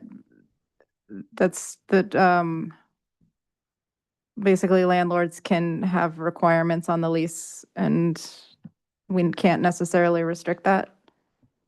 You were a Yeah, little, and also if we did want to impose some restrictions, we would probably do it. The only time we would get an opportunity is when we have someone come for entitlements or building permits. So typically something like that, it doesn't happen for the existing homes. So for the existing apartments, sorry. So yeah, typically we won't have any control over that. Yeah, Ramona, your audio is coming in a little like kind of underwater sounding, not sure. So what I'm hearing is for existing buildings where there's already tenants in place and agreements, you're saying that there's not much that we can do. What I heard earlier was building and fire code. That's where we can make That's correct. Yeah. requirements. Okay. Was there follow-up to clarity? Okay, Commissioner Jansen? Sorry, maybe it's because it's a Monday night, but so what I'm hearing is that there's nothing in Sunnyvale's code or rules or whatever that says that multi-tenant dwellings cannot have these batteries, but there may be something in the building owner's lease that says you cannot have these batteries. And if there is such a thing in the building owner's lease, the city cannot do anything about that unless it's a building or fire code something, which is probably unlikely. My understanding, just modifying that slightly, is that the city can't unilaterally do something to existing leases. I don't think that prevents the city from having rules that say new leases can't restrict that, for, as an example. I think there are steps that the city could take that would, over time, address where any restrictions that the landlords had, or at least would make it so the landlords were less likely to have restrictions like that. I don't think we have any current rules or regulations that allow us to do that. We would have to actually study that to see if we can have a policy like that.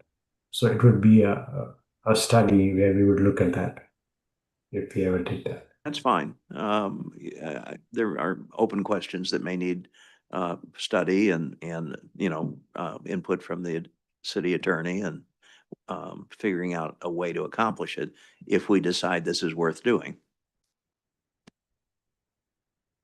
Vice Chair Stone.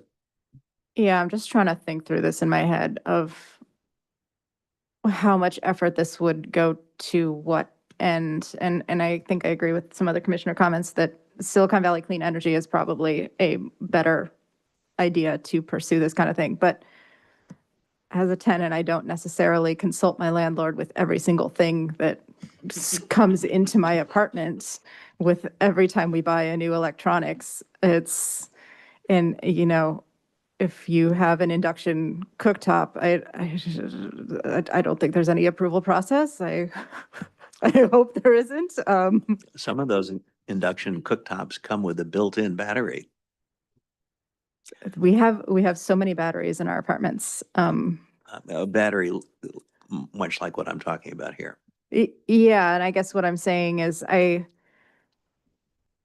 don't know how many leases would explicitly have a prohibition on this already, and how much effort it would be to go to every individual property owner to do a survey and potentially put ideas in their heads about whether, well, should we be banning that? Because you're asking about it. I'm trying to just kind of work through my head what this would look like practically and in terms of the logistics. I think it comes from a great place of we definitely need more distributed storage across the city. Whether this is the ideal way to do it, especially if we only have one of these that we can push forward, is something I'm still kicking around my head. All right, so just to take a step back, right now we're dealing with commissioner questions, and then we can move to commissioner comments. So please keep your, that's good. All right. So anyone else has any commissioner questions? Commissioner Ford. I've never actually lived in an apartment, even when I was renting. I rented a house with roommates, but for the electricity bill of multifamily dwellings, typically, am I correct in saying that you essentially pay your landlord and a like set cost? I don't know the specific answer to that, but I think it varies. I think in some cases you may have an electric meter of your own and pay the bill directly. And I think in other cases, you pay the landlord a proportional amount of the electric bill. And I don't know what the balance is there. It can go either way. I have been involved in rentals. In fact, my family has a rental in a different city, and we proportionally bill the tenants for the electricity because there's only one meter on that property, and we have a multi-tenant property.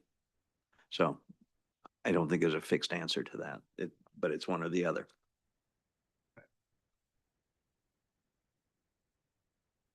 Do any other commissioners have questions regarding this topic?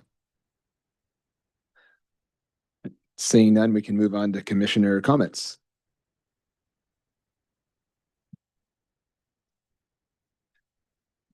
Well, I have a comment, seeing none other, but I have a comment.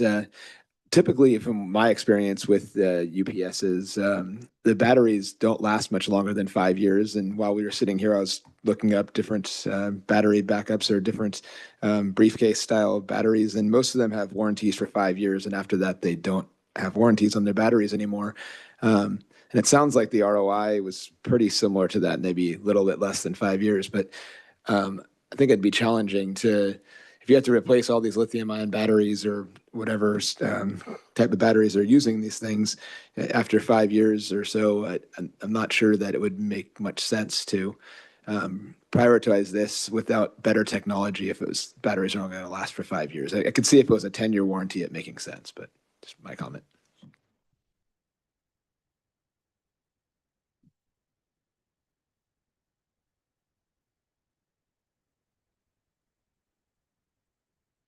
Commissioner Coons. Thank you, Chair Nabhan. So I really like the intention here, and this does seem like I like the policy objectives of promoting distributed storage, and you know the presentation was very strong in terms of talking about alignment with city priorities in terms of the climate action playbook, and also making sure that we're having the money that's going towards the maintenance of the grid be good investments, and also lowering energy costs for low and middle income tenants. So I liked all of the objectives, and I think what I'm hanging up on is the linkage to city policy. I do know that once upon a time there wasn't a Silicon Valley Clean Energy, and that started because of at the time it was a study issue proposal coming out of the Sustainability Commission. So there certainly is precedent for something coming out of this commission resulting in a city policy move that then does propagate out regionally. But what's not clear to me is if the asks for the city checking on are there restrictions on leases that need to be addressed, and can there be an incentive program, if those are necessarily things that are good asks for accomplishing the objective of having more distributed energy storage.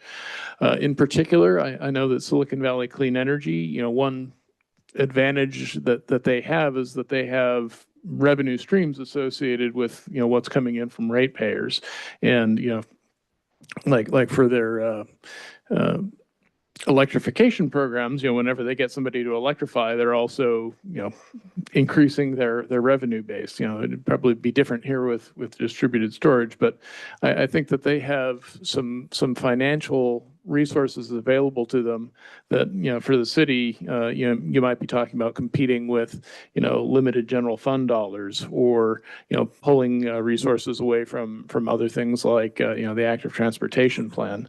So, where I feel like this proposal could be strengthened is in terms of having it push towards what can the city do to help make sure that Silicon Valley Clean Energy is looking at this and developing a program. So if it were something more like that, I think I'd be much more strongly in favor of it than the way it's been presented right now. Can I respond to that? Go ahead, respond, Commissioner Pronto. I would be happy to modify the suggestion to include it that way. I have no problem with that. And Silicon Valley Clean Energy would be great. And if the city could facilitate having them go that direction, like you just suggested, that's fine. The implementation details here, I was mostly interested in two things. One was making sure that there were no impediments either by the city or by the landlords. And second, enabling some kind of an incentive in Silicon Valley Clean Energy is fine with me. Then I will add that this is a working discussion, so if you do want to modify or kind of Yeah. combine, I'm Yeah. perfectly happy to modify we that. can do that. Yeah. Yeah. So just wanted to clarify too, if anyone had questions, this isn't something that Like this is something that can be worked through and massaged right now during this meeting. So, yeah. So let me know if you have, if you want me to take notes on a different Please. suggestion. Please. Okay. Hey, Vice Chair Stone. Yeah, can I just ask a clarifying question, either Chair Navin or Ms. Raby? But there might be other ideas that we're going to talk through. So I don't, do we want to go through and present all of those ideas first and then decide which one and then workshop that one? Yes. Okay. Yes, yeah. So let's So- go through all of them. Okay. So whoever wants to go next can go next, and then we can decide at the end I can bring a notes, like a Word doc up, and we can take some notes if needed. I think that might be easier for everybody. Okay. Yeah, I just didn't want to get too far into the workshopping weeds if we're going to have to Yeah. decide on a single one to put forward. Yeah, Thanks. definitely. Okay, are there any other comments on Commissioner Peranto's presentation? All right, seeing it none, I'll open it up to any other commissioners that want to present.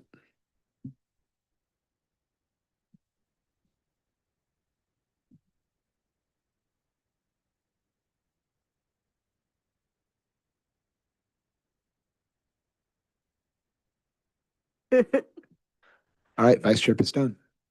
Okay, bottom line up front, can we either ban or come up with a proposal to not approve any AI data centers in the city?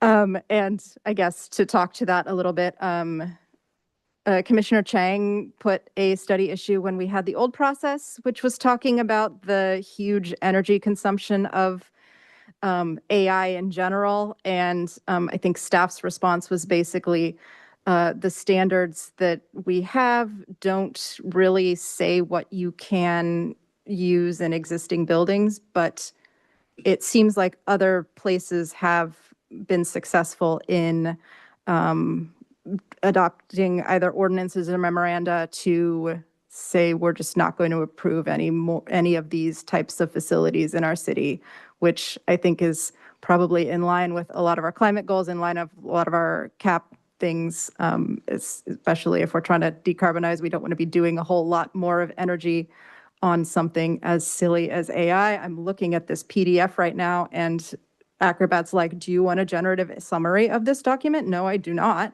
Why is this happening to me? So, yeah. Open for questions or discussion. I don't have any PowerPoints, I'm sorry. Let's start with commissioner questions. Commissioner Peranto.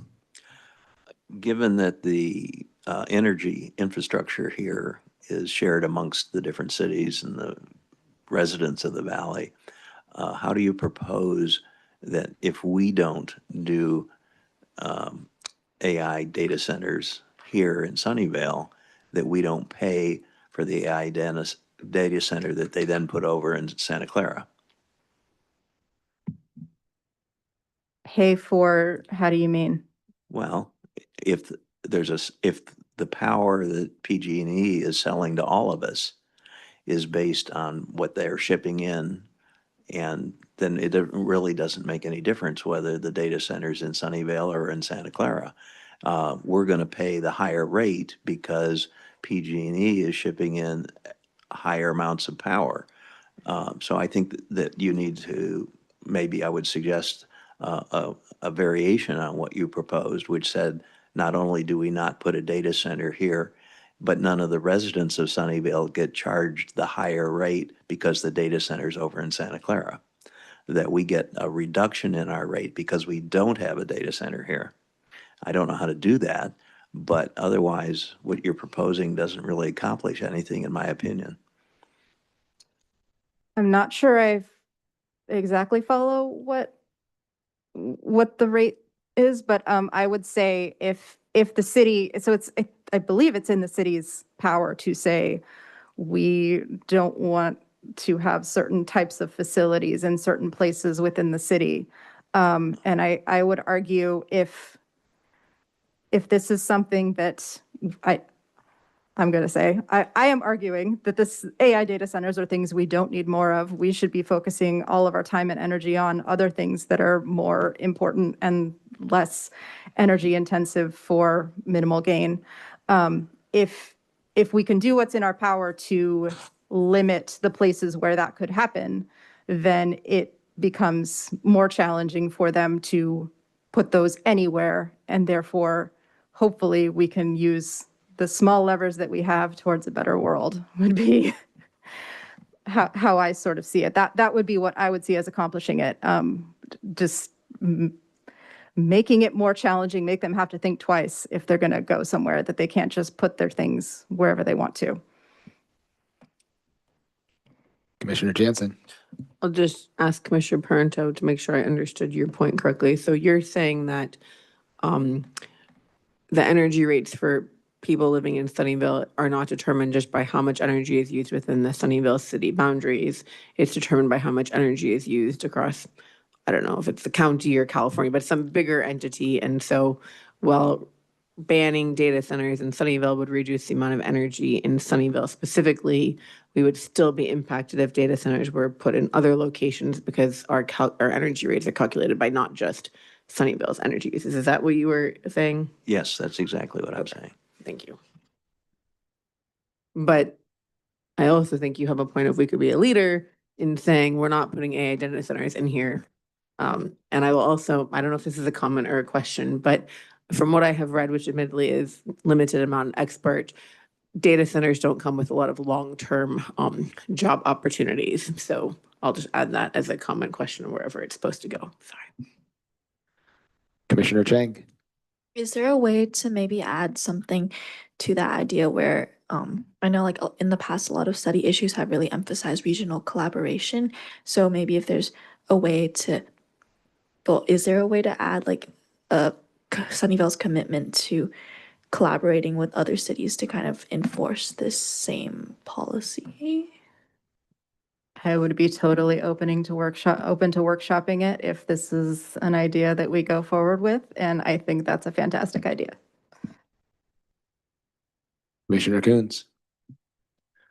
So I've got a couple of strong hesitations about this particular proposal.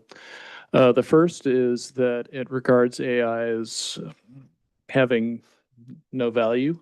And, for example, I work in a company that does use AI, and it's using it actually for improving clinical outcomes over time for people with chronic conditions. So improving the management of people with diabetes, kidney disease, things like that.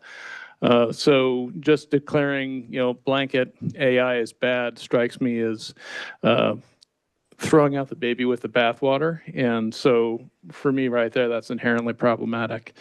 In addition, I think that this would simply be a symbolic gesture at best because, saying that there can't be AI data centers in Sunnyvale prevents AI data centers in Sunnyvale, but, there's still the rest of the country out there. So I think that in practice that you would not be accomplishing much. I do think that there are absolutely issues in terms of energy use for AI. And I would like to see that be the kind of thing that's addressed through things like efficiency standards and probably at the state level. In an ideal world, it would be at the national level, but I know we're not having that conversation, but at least at the state level. So this strikes me as both symbolic and also very sweeping in terms of the message that it sends. And personally, I think that Sunnyvale, rather than going for bans, more tends to think about what is the nuance and what is the potential way that we can limit the harms of a particular technology as opposed to just outright banning the technology. So it doesn't strike me as the message that we want to be sending in Sunnyvale. Point very well taken. AI is a tool like any other tool. It might be, I again, open to workshopping it, and this is why we have this group here.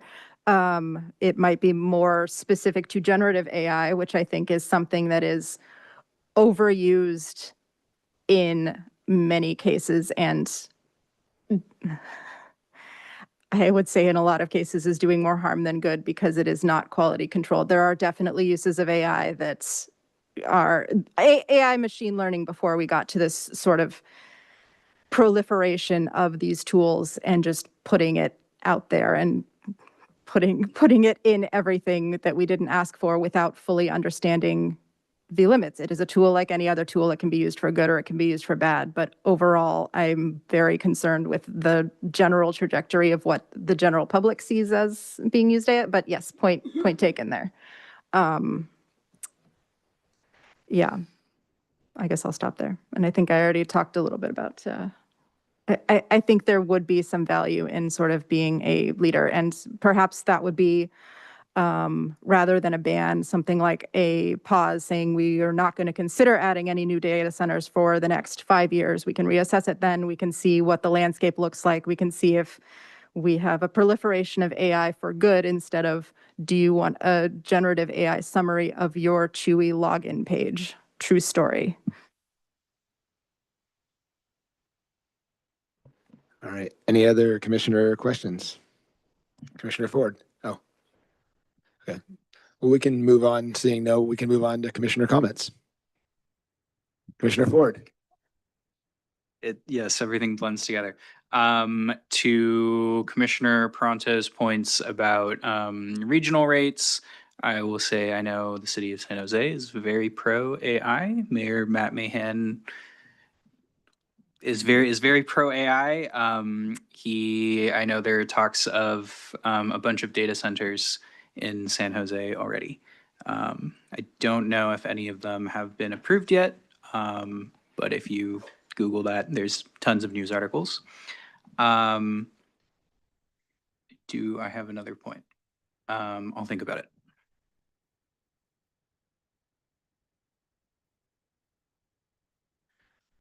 I'll make a comment to echo Commissioner Kuhn's comment about at the smart station, we're using AI to help identify garbage that's going or recycling that's going across the garbage line and help sort the material out. So yes, all AI isn't bad for sure, and I think there's definitely a place for it. But I think points taken. There's definitely a place for it. There's also way more of it than we need, and there's just I would hope that if we were a little more discerning about just not letting them putting data centers wherever they want to, whenever they want to, then we might be a little more discerning about what is really worth the energy and the water and everything usage.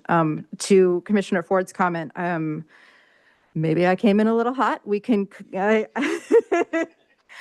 but I would be happy to expand it to, if San Jose has a lot of examples, can we say what are the environmental considerations that happen in a city when you put a data center in? To Commissioner Jansen's point, it's not really a place that creates a lot of jobs for the kind of footprint and energy usage that it has. Can we maybe put some, I don't know if this is too much study issue like, but can we put some numbers and put some examples on what really happens and then use that to inform how we go forward in a more mindful way, as opposed to what it seems now, which is just everybody goes in full speed on AI and not really considering what we're doing, why we're doing, and what priorities we have as we're just implementing it in everything. Thanks. Commissioner Chang? Kind of on a similar note, I'm wondering if it would instead be possible to, I'm not sure if something like this already exists, but just impose transparency requirements for the development of new data centers. Does that exist? Does that what? Like exist already? No, right? Then I guess Madeline can answer. You get notified when there's like a new project, like new redevelopment, if something's getting rezoned or anything like that would be notified through the public process. So it just kind of depends. But there's not just like a web page of like, here's all the data centers potentially coming to Sunnyvale. Like, yeah, then maybe implementing something like that would be helpful, or how a lot of at least city-led projects have community outreach meetings. So maybe adding a requirement for AI data centers specifically to meet some of those requirements.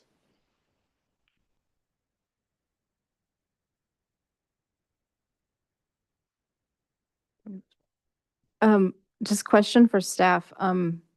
Can data centers, are they only in what's zoned as industrial, or are there any requirements or limitations on where they can be put? Romana, do you know that answer by chance?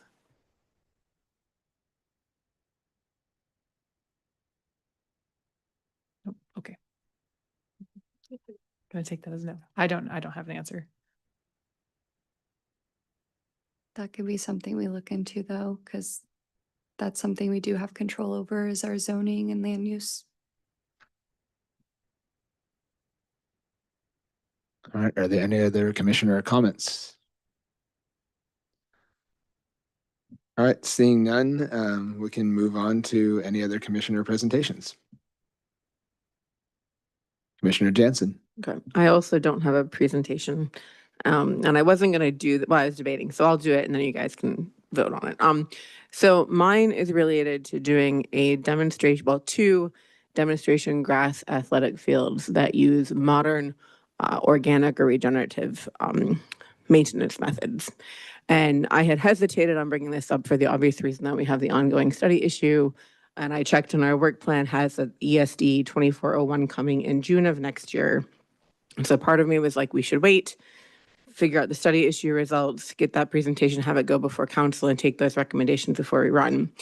But as I was looking back through the study issue, that study issue focuses on sort of a research-based comparative analysis where you go through the research and studies and you summarize, and it talks about optimal maintenance practices on grass, but it doesn't clarify things about what kind of maintenance practices those would be.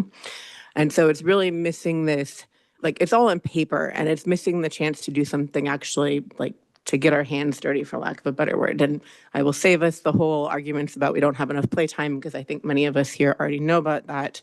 But there are multiple programs that work with cities, or programs or businesses that will work with cities specifically on the organic regenerative maintenance ones. There's one up in Canada, I want to say Toronto or Ontario.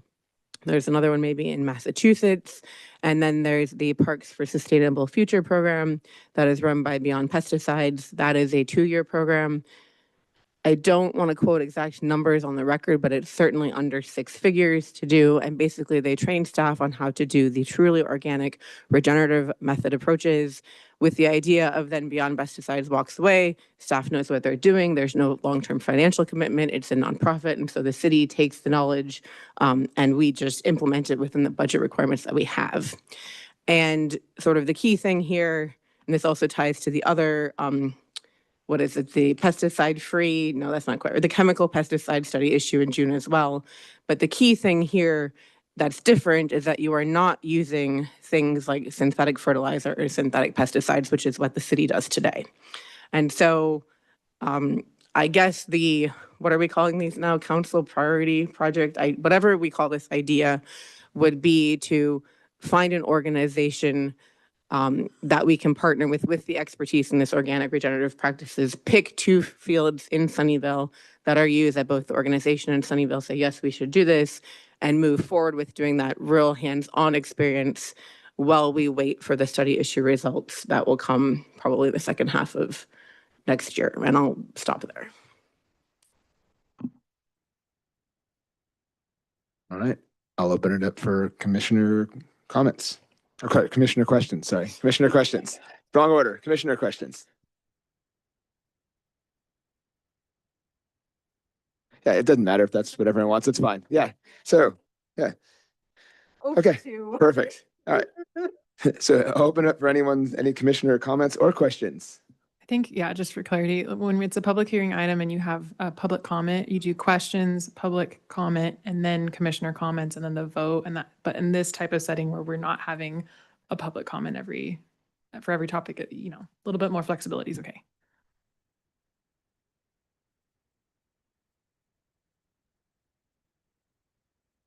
Commissioner Coons. I'm curious how you arrived at the number 2 in terms of how many pilot projects. So that's the number that's taken from the Parks for a Sustainable Future program specifically. I don't know the reasoning behind it, but what I like about 2 is that you have a comparison. So for example, if something doesn't go well in one, you can figure out like, is it our whole city something where it doesn't, like they both fail and we know that, okay, clearly something is wrong with our area. But I think it just gives you like a second one to make sure that what worked in one is reproducible across more than just one place. That's my guess. Do you have any ideas of what those two might be? You may or may not. I was just curious. So I know it's late. Short answer is possibly. So one of the things that I have looked into is like how good, quote unquote, does the grass field need to be before you transition it over? And one of the things that I've come across is that this is not a project to restore a field from like complete dirt to grass. You need a field that is already grass, but not doing super well. And so you would take it from like usable-ish to something that is better. So it's not a restoration project. It's just like a transition of management practice project. And so like my kids to play on Columbia Middle School, they have a field there that looks like a reasonable one based upon my eye. There's some questions there about the fact that that's owned by, I think, the school district, even though the city manages it. So I think if we do this program specifically, and probably even if we didn't, there would be some conversation of between the city of where would you like to see it. But we also want to make sure that it's a field that gets enough use, because if you do this work on a field that no one uses, who cares? And can you refresh my memory in terms of, like what this would be looking at? So it was not using pesticides, not using herbicides. Was it also drought tolerant? Yeah, sorry, you're pulling my, I should have prepared better for this. So, and again, I'm going to talk specifically about the program I know the most about. There are other organizations or businesses that do similar work. So you go through a process, and basically the first step is they look at the current sites that you have chosen in collaboration. They look at the city budget, and then they pull together a program or a proposal of here's what we think your transition plan would need to be. And if you can't do it within your budget, then basically you stop the program, because we don't want the city to commit to things that we can't afford to do or that we haven't put into our plan. And then it's a combination of various training tools, ways, and then so it's training the staff on what kind of this methodology uses, but also giving the soil and the field time to transition from the like synthetic, I'm going to spray all these weeds approach to what is more of like a systems-based ecosystem approach. And that's the best answer I can give you, which I know isn't quite answering your question. I think it helped. And last question.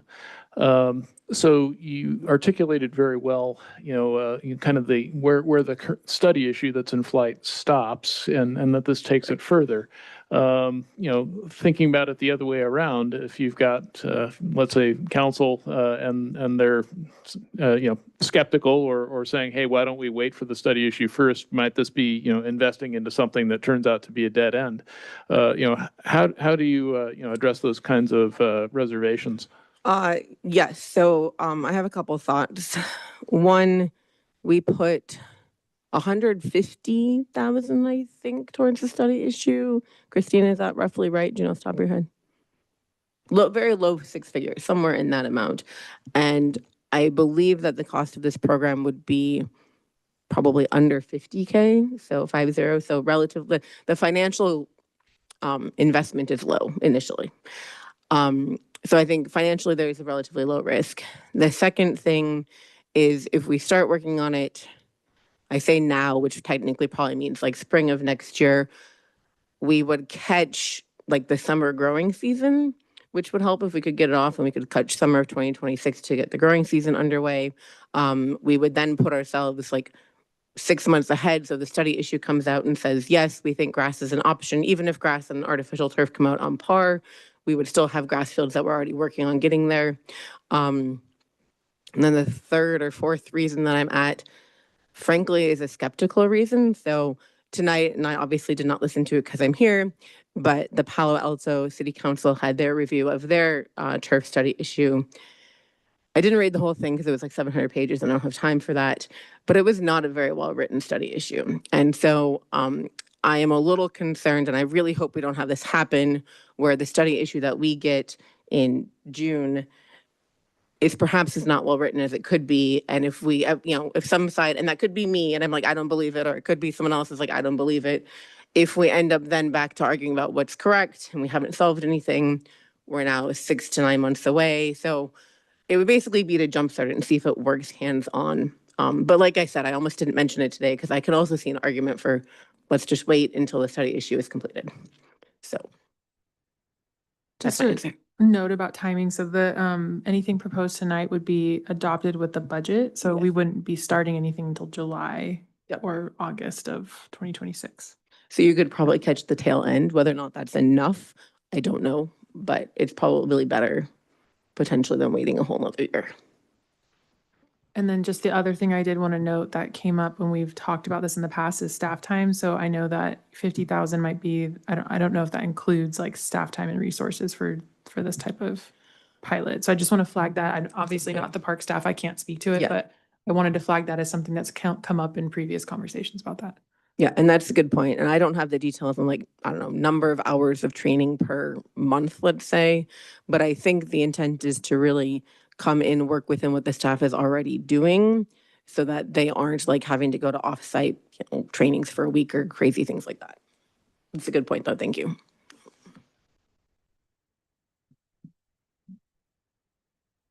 Vice Chair Pistone.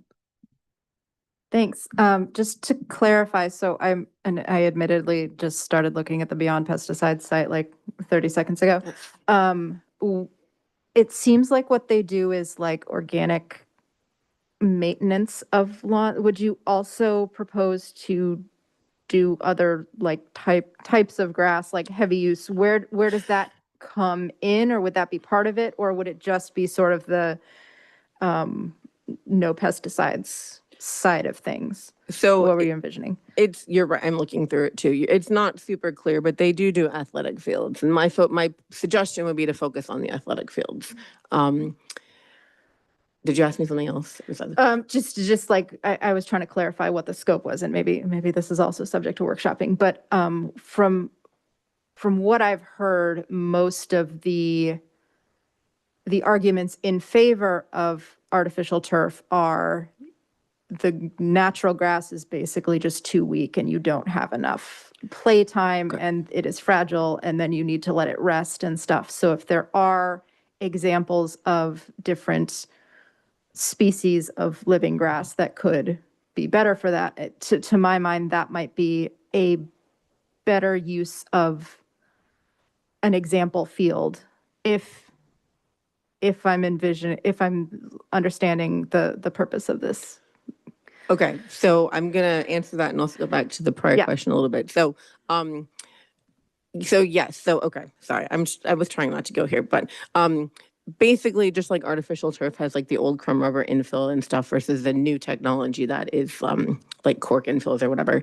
Grass maintenance methods have also advanced, and the old quote unquote would be the synthetic, and the new quote unquote would be this regenerative approach that's more systems based. I think, and so there's a question, right, of does that work? The new stuff work? And you will hear from many people that it doesn't. You'll hear from many people that it does. There are no local fields, meaning in the like Santa Clara County area that I know of that use the regenerative approach, but there are a couple up in Tiburon and somewhere else that do. Coming back to another reason to do this now, Sunnyvale has 30-ish maybe athletic fields. And I can't remember if that includes the school district ones that we maintain or not, but we have a whole bunch of grass fields. And I don't believe that they are all being used to full capacity, whatever you define that as. And if you look at the planned growth for sports, so for example, my kids are in AYSO soccer, and I think they said last spring they had 400 kids, and this year they had like 550. I don't know if that growth is continuing, but like huge amounts of growth, right, and interest.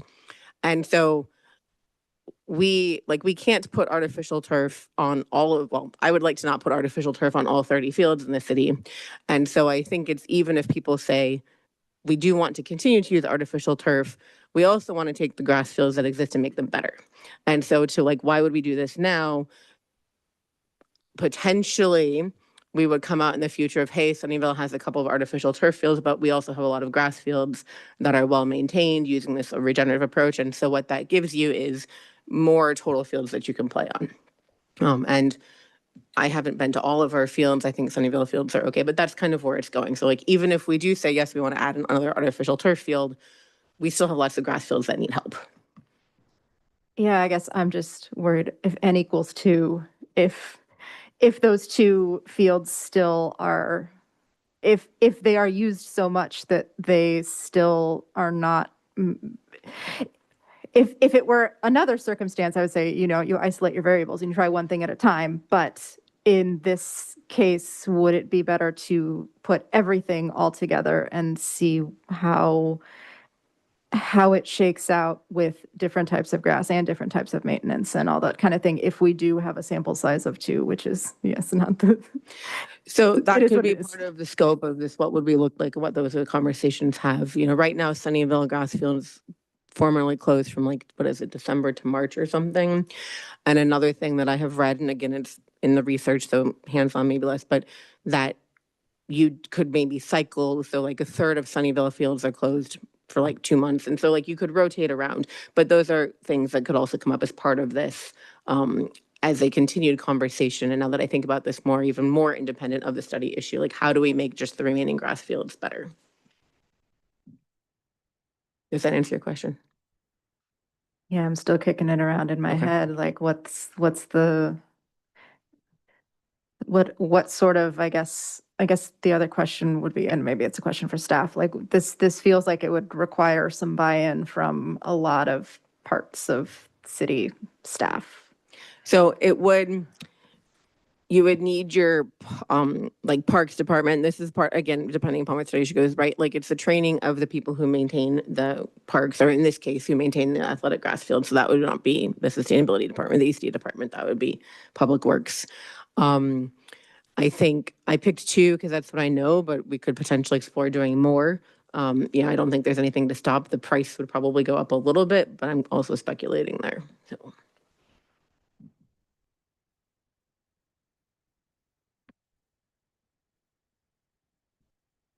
All right, seeing no other commissioner comments or questions, does anyone else have a presentation?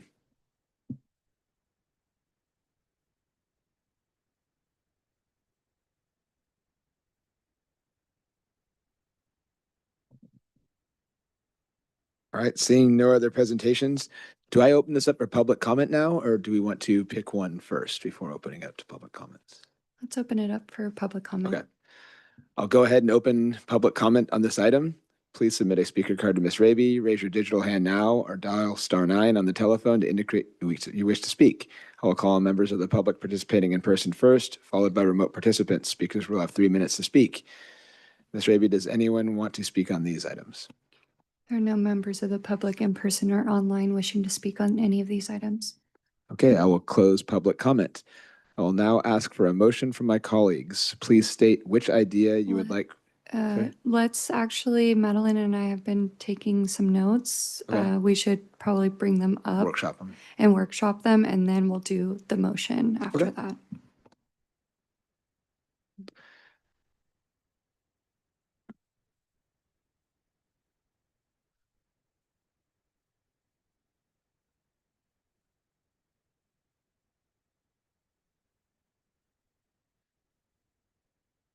Okay, so I'll open it up for comments for workshopping any one of the 3 ideas that were proposed. Commissioner Jansen. Sorry, this is what I get for reading too fast. The second, so 1 bullet, topic 1, bullet 2, I would specify that funding goes to the low and moderate income households like you have in the main paragraph here. I don't know that we need to subsidize anyone. So the big bullet, like 1, 2, 3, those are like that's what your idea is. The things underneath were just notes I took on the comments made, so they're not part of it. They're there just for us to like remember what was said, and kind of as you guys were talking, I was taking notes. So they're not super refined. Okay. And so what's with 1 but not the bullets is what would go to the city manager. Yeah. Thank you very much.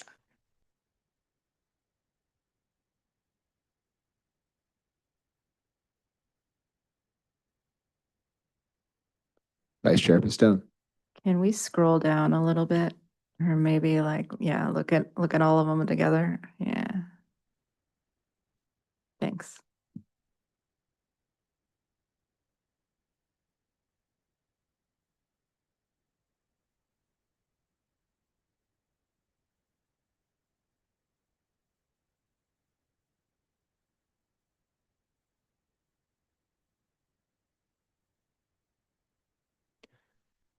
Sorry, so we're gonna like pick one and then wordsmith. What is the order of what we're doing right now? So I would say just if you want to start from the top and we workshop them, we can. So it would be like the idea that we want to move on to council potentially, and then you can have any supporting bullets underneath it of like how that could happen or what, if you need more descriptive bullets below, you could do that. But it's kind of just up for you all. You guys are leading it. You can decide which one you want to start with. If you want to start from the top, you can. If you just really like one specific one and you want to focus on that, feel free to lead that discussion. I'll also say if somebody's ready to make a motion, you can. That's Yeah. also on the table. Because if you don't want to go through and workshop all three before, if you don't need to, right? Okay, Commissioner Ford. I have a question on one, I guess. So right now we have encourage Silicon Valley clean energy to provide incentives. What does that actually entail? Like, does the mayor just send an email and say like, you guys should do this? So the mayor sits on the board and then staff meet regularly with SVCE. So it could be through either means, but I wouldn't say there's like a really concrete way. It's, Okay. yeah. Is that something that we need a priority project for?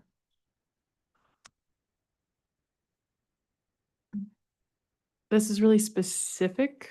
I think the goal here that Commissioner Pronto was looking at, it's something we could easily bring up to SVC and just ask and feel out what the potential for it is. So we can do that. It's just not that, if it's not a priority for them or it's not, there's reasons that they're not interested in it, then there's no other reason for me to pursue it if it's not a priority project, but we can definitely check in about it. Commissioner Jansen. I was just gonna say Commissioner Pronto is walking back into the room and maybe he can speak to that because I had a similar question of if it's just going to SVC and Ian saying, hey, can you tell us if you can do this? That doesn't feel like a priority project. But we'll wait for him to get back to his speaker.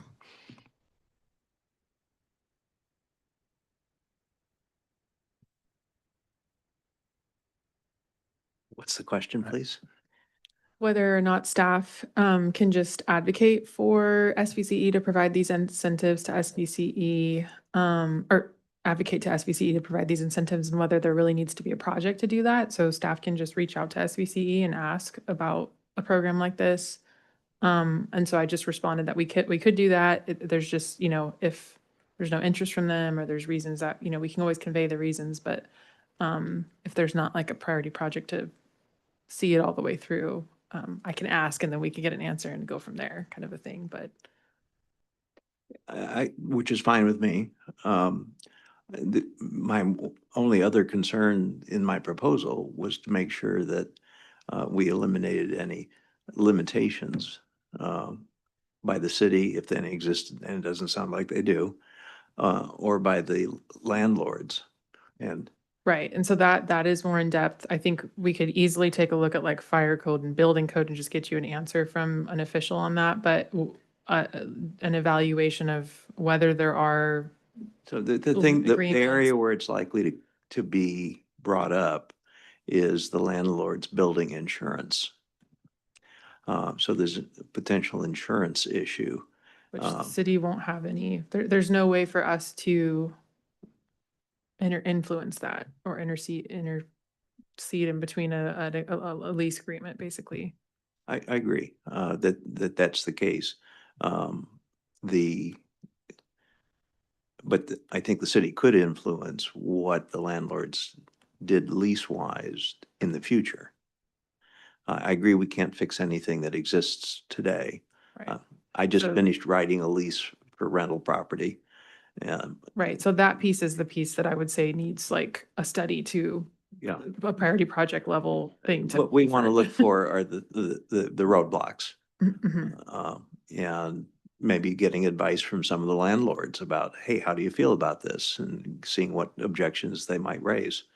But I'm just interested in putting this forward in order to clear the deck and actually see Silicon Valley Clean Energy or whoever's going to provide incentives, that those become available to the low moderate income people, because right now they're written out. There's no way for the low and moderate income people to get any benefit from dealing with their energy costs in the current situation. So I'm going to step in right now and say, right now we're trying to workshop the ideas. So if there's something new that you want to add to one of these, then let's go forward with that.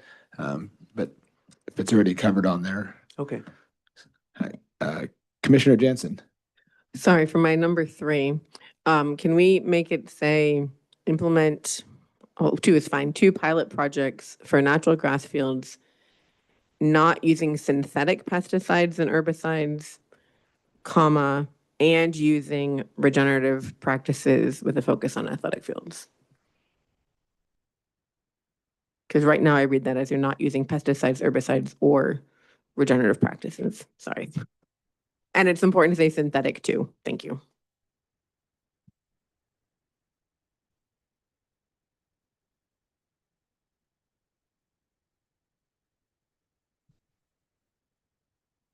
I think the word instead would be good between and instead using regenerative practices. Help draw the contrast. All right, Vice Chair Pistone. Would it be implement 2 pilot projects for natural grass fields using regenerative practices, not using synthetic pesticides? Because then the not is very clearly those one things, the 2 latter things and not the first thing. Does that make it clearer? Or fewer clauses? Or I'm getting too in the weeds with the workshopping because we haven't even decided on one yet. Yeah, we can figure it. Well, I would say we can figure that out when we get there. Yeah, But yeah. good point. Thanks. Yeah, Commissioner Ford. Well, so item 1 should instead, I think, based on what Commissioner Pronto is saying, be create or conduct a study to identify barriers to implementing the battery storage, something like that.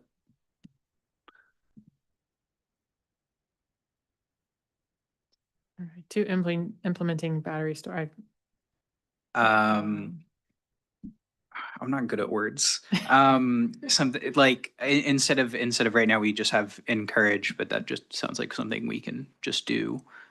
So I think the broader issue is the study to identify barriers, or to like look at the lease and like what we can do, or what the city can implement for landlords in the future. So I think the way I have it worded below, like barriers for tenants to utilize these utilize.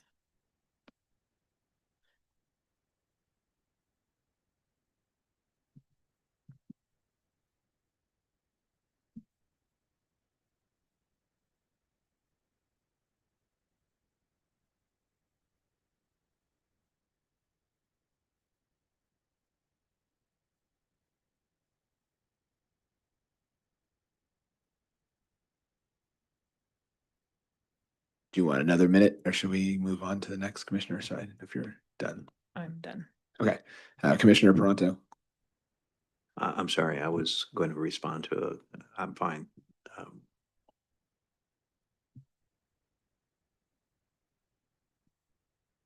Commissioner Ford. A thought on item 2. I don't super know the opinion of council on AI, so I don't know if they would just see this recommendation and just go, we're not going to do that. And then nothing happens. Vice Chair Pistone. Yeah, I was just trying to workshop that. So I might change the title to specifically be a moratorium on, well, because it's really generative AI that is the thing that is, I think, the most negative impact, and I don't even want to say the least positive impact because it's just also negative impact, the negative environmental impact, and also the just not greatness. So a moratorium on data centers in Sunnyvale, exploring the environmental effects of AI data centers when they enter communities, imposing some transparency requirements on AI data centers and potential data centers, specifically focusing on the proliferation of generative AI, something like putting a moratorium on any new data centers for, let's say, 5 years and see how things, because this has all happened very quickly. Like, it used to be AI machine learning, was let's find cures for cancer, let's, figure out what aerosols in the atmosphere are doing, and let's figure out these really gnarly problems. And now it has become something that's not that, and it's changed very quickly. And I think obviously I'm not comfortable with how quickly things have changed and how quickly the tool has been developed without being reliable, I guess. And I would, if we have any levers that we can push to, in whatever way we can, sort of hit a pause on that at least, that's something that I think is worth pursuing. Because otherwise we're just all on the train and there's no brakes, man. So is there more to how you wanted to workshop the title, or is what's written good? Oh, when they enter communities, yeah, sorry, I just kind of rambled, didn't I? Yeah, talking, I think, I don't remember who said it. Can we have, and something about having more transparency on proposed AI projects or proposed AI data centers, where they could be in communities, what impacts they might have, both environmentally and, in terms of the local community and jobs and everything. And yeah, I like a way to de-incentivize the negative impacts of AI without outright banning it. That's really what I'm trying to get at. Like I said, I'm prepared to acknowledge that it is a tool like many other tools, but how people are using that tool is not on a great trajectory. We're just trying to workshop here. Yeah. More, Yeah, okay. sorry. All right, so I'm just, yeah. for number 2, I mean, if we can have some efficiency standards to be added in there, I think as Commissioner Coons mentioned earlier, if there was some way of mandating efficiency standards for AI data centers, that might help. Well, no, I'm not a computer scientist, but I'm trying to wonder, like, what metric or what units would we have efficiency? Would it just be like the total amount of energy used on a particular site? Is that how we do that? I guess Then you just have a smaller one, right? energy per square foot or something like that. So I'll just remind commissioners of our answer to the study issue that was posed, which is that we're You can't do that. developing a building performance standard specifically to benchmark and make sure that buildings are in compliance with exactly that type of energy intensity unit or GHG threshold, whatever that might be. And that was our response to Commissioner Chang's study issue paper, so that's already in the playbook and in the works. Cool, thanks. And then just a note to remind you that the big bullet, like what's the wording after number 2 is what we're voting on. So if you Yeah. want me to incorporate anything from below, please tell me what you like. I just need you to Yeah, kind of yeah, verbatim yeah, tell yeah, me what yeah. you want number 2 to read. Yeah. Somebody else talk. I'm gonna think some more. Commissioner Ford. Do we have requirements for new developments for like percent clean energy they must pull, or like if they have to have solar or anything? Yes, we do have requirements for solar, EVI, different things like that, especially for if it's new construction and it's like larger, yeah. And that would apply to all developments or like just residential or what? There can be exemptions. I'm not familiar with what they all are, but pretty much for any large commercial type building, you're gonna see them utilize the green building program for the incentives. And so they'll add solar, they'll add battery, they'll add EVI, GSI, different things like that. So Okay, so if a theoretical data center were to be proposed, they would have to have some solar and also meet efficiency standards? If they were a new A construction. new development? Okay. Yeah, project. And then that's unless there's some exemption I'm unaware of. Because I'm not familiar with what all the exemptions are.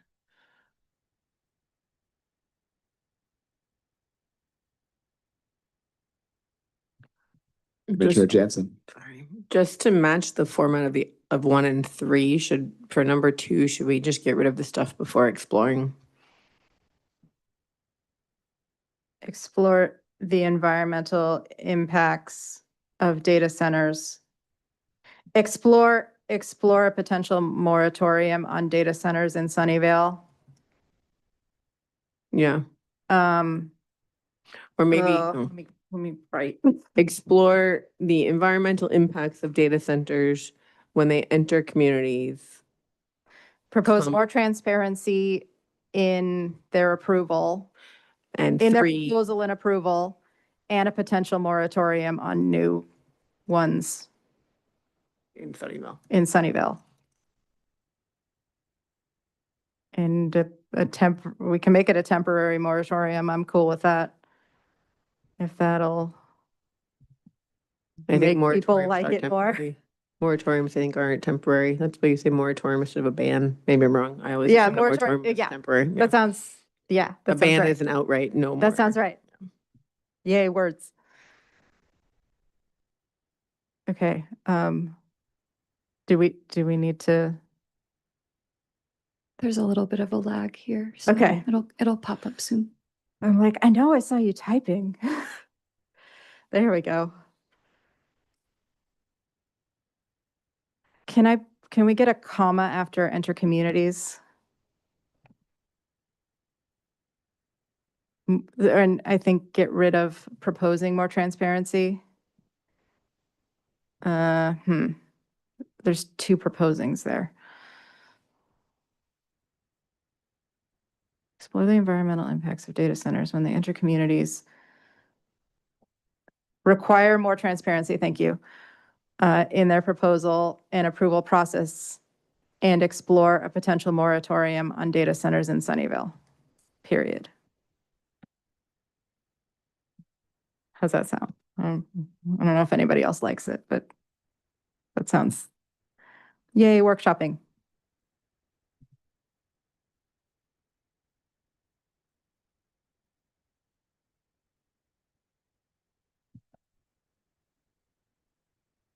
All right, seeing no one else with Commissioner Jansen. Sorry, I was going to tweak number 3.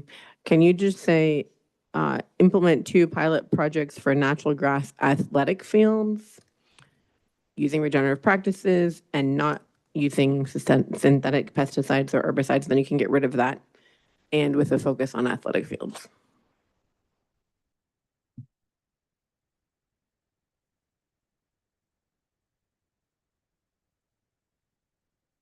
Vice Chair Pistone. I know we said the bullet points below aren't going forward, but it says the pilot would include staff training, and then it said the cost is $550K, but does not include staff time. Is that, so is it included or isn't it, or?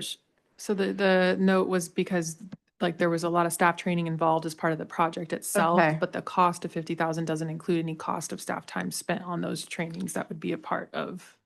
Okay, so it would include the training of the staff, but not the staff's time to be trained or to implement it. So, so again, it depends on which organization you go Right. through. If you do the Beyond Pesticides program, then they pay for the cost of the training program, meaning the instructor to come in and do that and all that sort of stuff. But they would not pay staff like, here's your hourly rate or whatever it is to attend the training. And then there may be some things like, oh, we recommend you buy XYZ materials, and that would be included in the $50,000. I was going to add something to that. I can't remember what it was, so I'll stop there. Commissioner Ford. So it sounds like reaching out to the organization and requesting training is free. Is that something we need a priority project for? Can we just recommend that park staff do that? You can. I don't know. You can attend a Parks and Rec Commission, or what is it? Parks and Rec, yeah, Parks and Recreation Commission meeting and advocate for that. You could email the answer point for Public Works and advocate for that. You can advocate for that as as a member of the community. You can't just like direct staff to do something. Vice Chair Pistone. Yeah, I do like the idea behind number 3. I'm just trying to get around in my head, like, how much buy-in do we need from the staff for that before this goes? Or is the idea of the priority project that would make them care about it because now it's a priority project? Or is that something that the CPP process can do? Or I don't know if I'm making So sense. if council like votes this and it gets, put into our budget consideration, then we have the same above the line, below the line step. So it's the same kind of thing. Like you can create a study issue, right? And if it gets all the way through and funded, then it has to be implemented. That's Okay. Yeah. So it would make them care about it. So once we get to a certain point where I think council has like ranked a top amount, that's where staff does the more in-depth paper. And that's how city manager reviews the paper to make the above the line, below the line. I believe, right? Yes, okay. I have one more question, but I know we're at past question times, but I just thought of it. So like, I'm just thinking when we were doing study issues last time, it was a big issue was there's only so many staff and there's only so much staff time.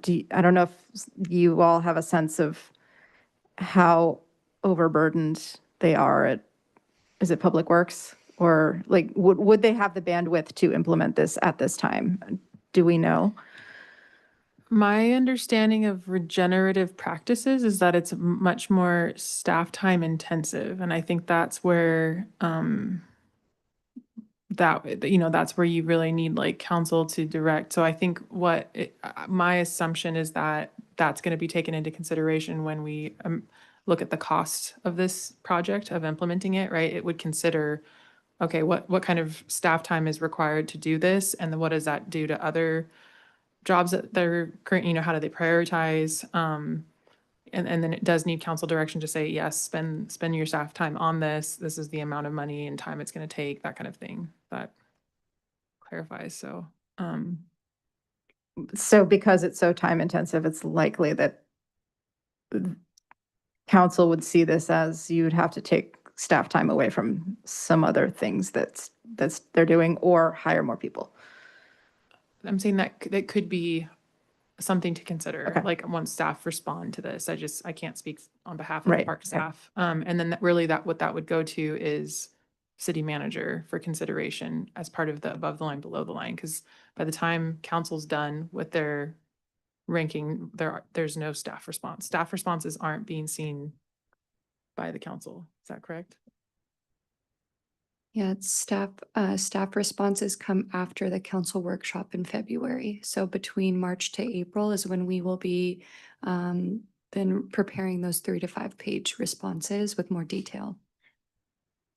And then in May is the budget workshop.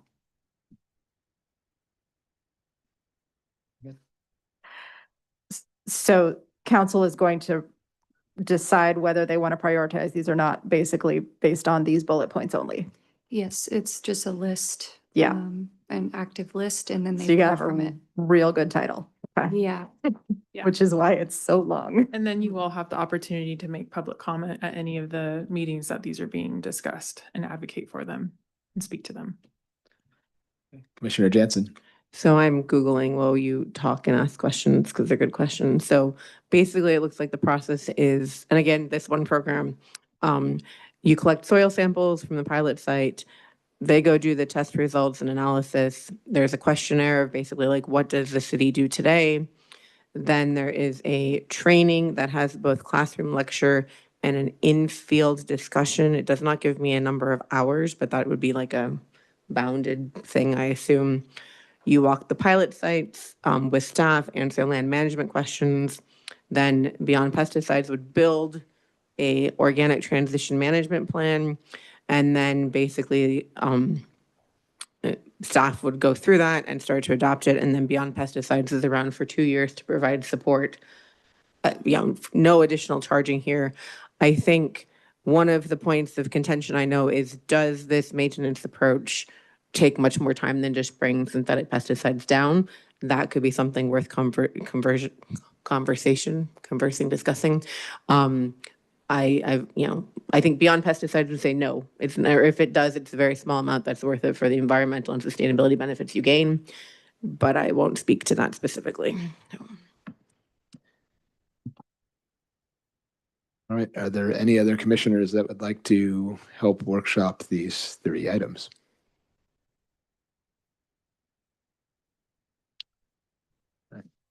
Seeing no, I will now ask for a motion from my colleagues. Please state which idea you would like to forward to City Council when making your motion. Commissioner Peranto, I move number 1. is there a second?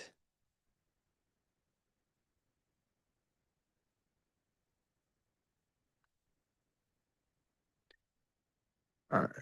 Commissioner Coons, I'll second. do we take a roll call vote now, or do we ask for other roll call vote? Okay. Yeah, we'll do a roll call vote and then should we? Point of order, does Commissioner Peranto get to speak to his motion? Sorry. Would anyone like to, is there any discussion or advocacy on the motion? Thank you. Thank you for the opportunity, but I think we discussed it pretty thoroughly. And so I'll appreciate whatever support other commissioners care to give.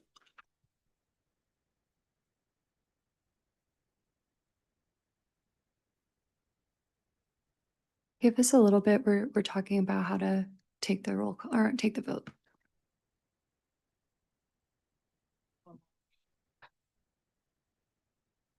I should have done it before, but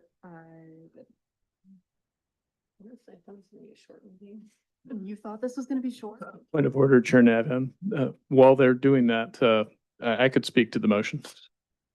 Okay, Commissioner Coons. Thank you, Chair Navin. So I debated in terms of, I think for me, the clear 2 front runners were 1 and 3, and I was really debating between those 2. What I like about number 1 is that I think it has the potential opportunity to impact the most people in the city, and also specifically, would be targeting our low and middle income, renters. For me, the question mark on this one is just, it's a little bit of a risk of duplicating something that Silicon Valley Clean Energy might be doing anyway. But I think that given that, it's pushing in the right direction, and the number of people it has to impact, potentially could impact, I like that aspect of it. And so I think it's worthy of support. Thank you for your comments. While our staff is discussing, we can, we're ready? We're ready, yeah. Okay, just wanted to go over some of the notes we took. So since there was a motion and a second for this one, we will go through the voting for this one. And if it doesn't pass by majority, then somebody will make another motion for one of the others. We'll just go that way. It'll be very simple. Okay. Ms. Raby, please, will you please conduct a roll call vote? Yes. So for approval to submit Commissioner Peranto's council priority project idea for council consideration, which is number 1 on the screen shown. Commissioner Peranto, how do you vote? I vote yes. Chair Nabhan. No. Commissioner Jansen? No. Commissioner Chang? No. Commissioner Coons? Yes. Vice Chair Pistone? No. And Commissioner Ford? No. Okay, so 2 yeses, 5 nos. The motion does not pass. So I have a clarifying question. Can we still make modifications to some of the other titles, or is it we past that? Yeah, because we haven't voted on anything yet. Vice Chair Stone. Can I make two quick tweaks to number 2? Explore the environmental, social, and economic impacts of data centers, and explore a potential moratorium on new data centers in Sunnyvale.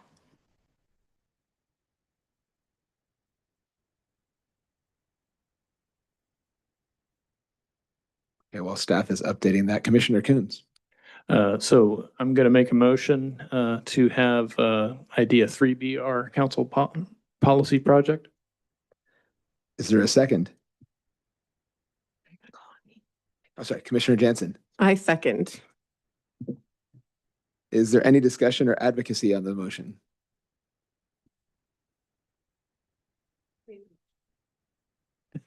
Commissioner Coons.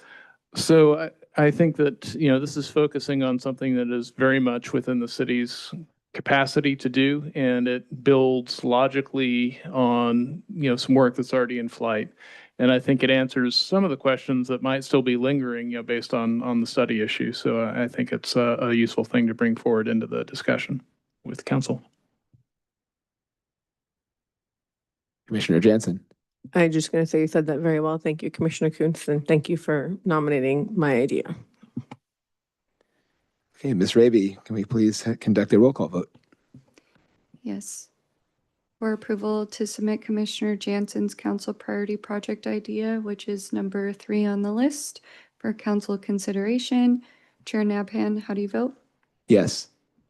Commissioner Ford? Yes. Commissioner Pronto? Yes. Commissioner Jansen? Yes. Commissioner Chang? Yes. Vice Chair Pistone? Well, let's see the numbers here. Yes. Commissioner Coons? Yes. Okay, 7 yeses by majority. The motion passes, and this one, Commissioner Jansen's council priority project idea, sorry, it is late, is going to be forwarded to the city manager for council consideration. Thank you. All right. Thank you to everyone for that long process there. Next, we have item 25-1074, approve the 2026 master work plan. We'll be voting to approve the work plan after we discuss and address any suggested changes. Ms. Raby, can you bring up the work plan? So I will open this up for discussion from any of my commissioners. Commissioner Jansen. I think I'm just failing at reading, but do we get to, and you said this and I can't remember because that was earlier. When do we do the council priority projects for 2027? Does that need to go on here? Oh, like for to agendize? Yeah, to do what we just did. Yeah, But in so here. your staff liaison, which is me, I will be, once we get closer to the November date, because this is an optional process. So it will be something that I bring up in October of next year to ask if you all want it to be agendized in the November agenda. Thank you. And I know you did say that. I just couldn't remember. That's So okay. thanks. Commissioner Ford. Additional question on the discussion for council projects. Is that a one and done, or can we do it multiple times throughout the year? So you could have it more than once in the year. However, you can only propose one project and there is no running list of projects. So you can't like have one and create a list and then we have a list that's generated and sticks around for the whole year or anything like that.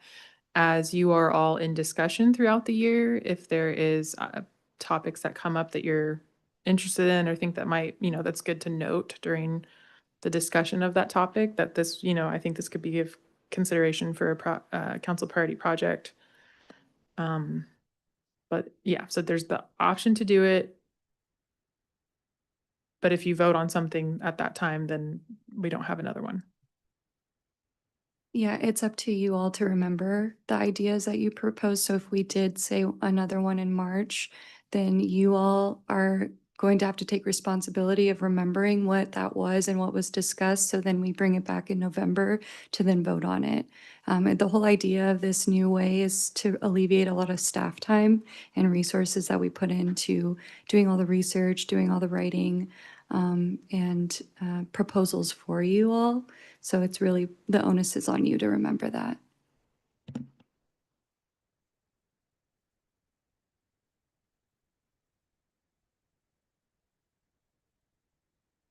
Vice Chair Pistone. Just a quick question, and if it's okay with Chair Nabhan, for legislative impacts, do we want to say state legislative impacts, just to clarify? Is that good? Makes sense to me. No, it goes on to a second line though, sorry. Commissioner Coons. I had a question. So in April, I see an item for open space element update, SB 1425. And I thought down below in the items to be scheduled, there's also a reference to SB 1425. Oh, thank you. I'm not sure why it was up in, I think it's, I'll double check on this, but I'm pretty sure they said to put it in TBD. Staff. Thank you.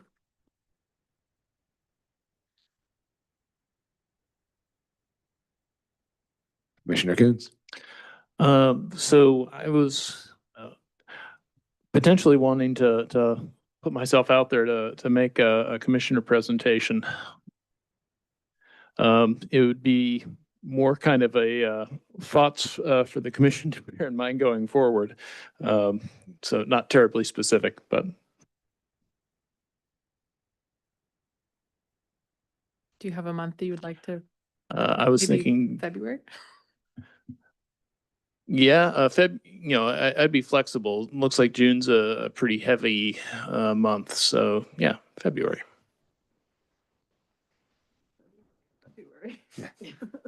Sorry if I missed it. Do you know what the topic would be on?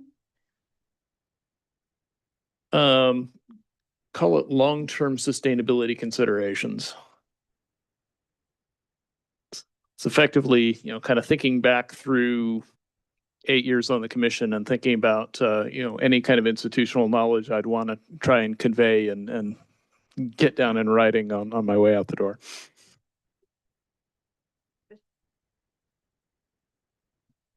And I looked back at my email thread and the open space element is supposed to be in TBD. So thank you for flagging that. I see that there's a couple solid waste program updates. There's one in January and one in November. I understand the one in November is probably mostly going to be focused on the smart station. Do we want to have one in January and one in November? Yeah, so the one that is in January was moved from tonight's meeting to January. So the Zero Waste team wanted to give an update on some of the annual projects and programs that they've been implementing. So we told them to move it to January. Perfect. Thank you.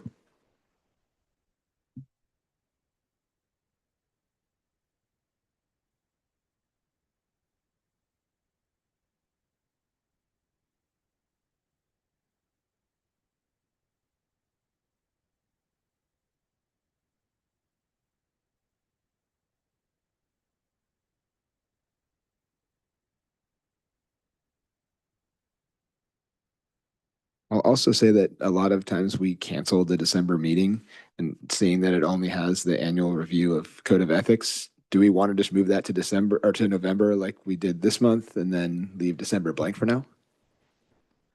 Yeah, we could do that if you want. Okay. Yeah. Given that it's only a few days before Christmas there too, or for the holidays. Yeah, this one we'll likely want to cancel this Yeah. one. Okay.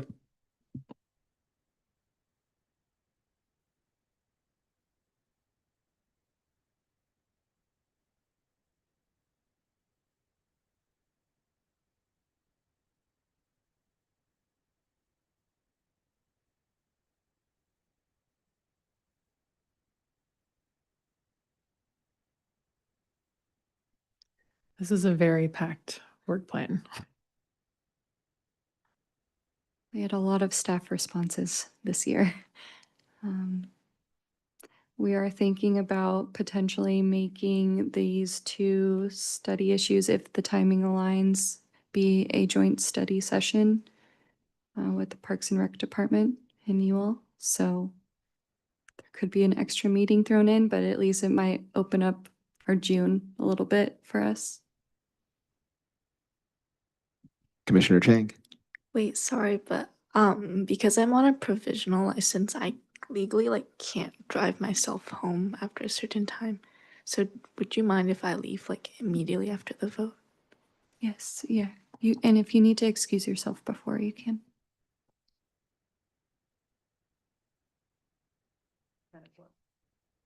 Okay, well, seeing no other comments or suggestions, I'll go ahead and, Commissioner Pronto. I was anticipating your next move. Oh, sorry. I'll go ahead and open public comment on this item. Please submit a speaker card to Ms. Raby. Raise your digital hand now or dial *9 on the telephone to indicate you wish to speak. I will call members of the public participating in person first, followed by remote participants. Speakers will have 3 minutes to speak. Ms. Raby, does anyone wish to speak on this item? There are no members of the public wishing to speak on this item. Okay, I will close public comment. I will now ask for a motion from my colleagues. I so move. Commissioner Pronto, I so move. is there a second? Commissioner Jansen, A second. is there any discussion or advocacy on the motion? Seeing none, Ms. Raby, please conduct a roll call vote. For approval of item 25-1074 to approve the 2026 annual work plan, Commissioner Ford, how do you vote? Yes. Commissioner Coons, Yes. Commissioner Pronto, Yes. Chair Nabhan, Yes. Vice Chair Pistone, Yes. Commissioner Jansen, Yes. and Commissioner Chang. Yes. 7 yeses. By majority, the motion passes. Thank you. Okay, the next portion of the agenda is for oral reports and announcements by commissioners and staff to share information. Do any commissioners have anything they'd like to share?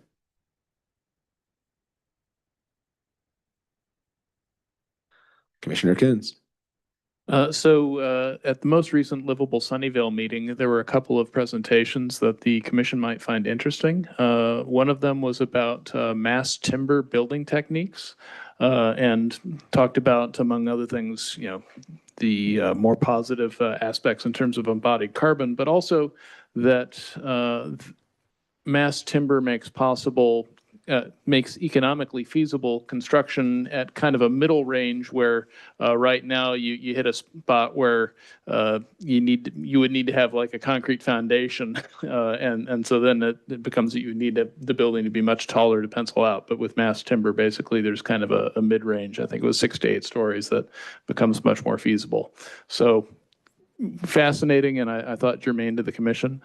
There was also a presentation about somebody who was wanting to flag that neighboring cities have what's called a dark sky ordinance and that Sunnyvale does not, and basically making the case for that.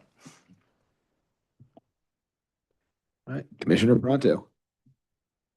I was reading about down in the LA area, I think it is, one of the cities has an ordinance on medium height multi-tenant buildings where they have changed their building code to eliminate the 2 staircase requirement. And that has given them, maybe that is up here in the Bay Area, but in any event, it's given them the ability to create a smaller footprint, 5-6 story buildings, multi-tenant buildings, much more efficiently and on different awkward sized plots of land rather than just rectangular plots of land. And I was wondering, was thinking that maybe that was something that Sunnyvale might look at to increase its housing density. Commissioner Jansen. I was trying to find this online. So our House Representative Ro Khanna has his virtual town hall for the month on this Wednesday, the 19th, from 7 to 8 p.m. It will be on YouTube, but this would be a very good time to remind our representative of the importance of protecting the environment and sustainability initiatives. Vice Chair Pistone. Just a quick plug for the What If We Get It Right podcast that I've been catching up on, even though everything is terrible, but it makes it somehow hopeful. She's got an episode about coastal cities and food and climate, and there's a lot of stuff. I'm still going to try to make y'all care about oceans and how it affects the city. We're going to do it. So yeah, shameless plug, and it's 10 o'clock, so thanks.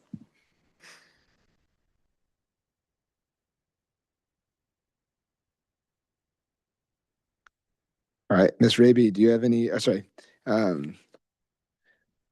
Raby, do you have any non-agenda items or staff comments? Yes, I do. Try to get through them quickly.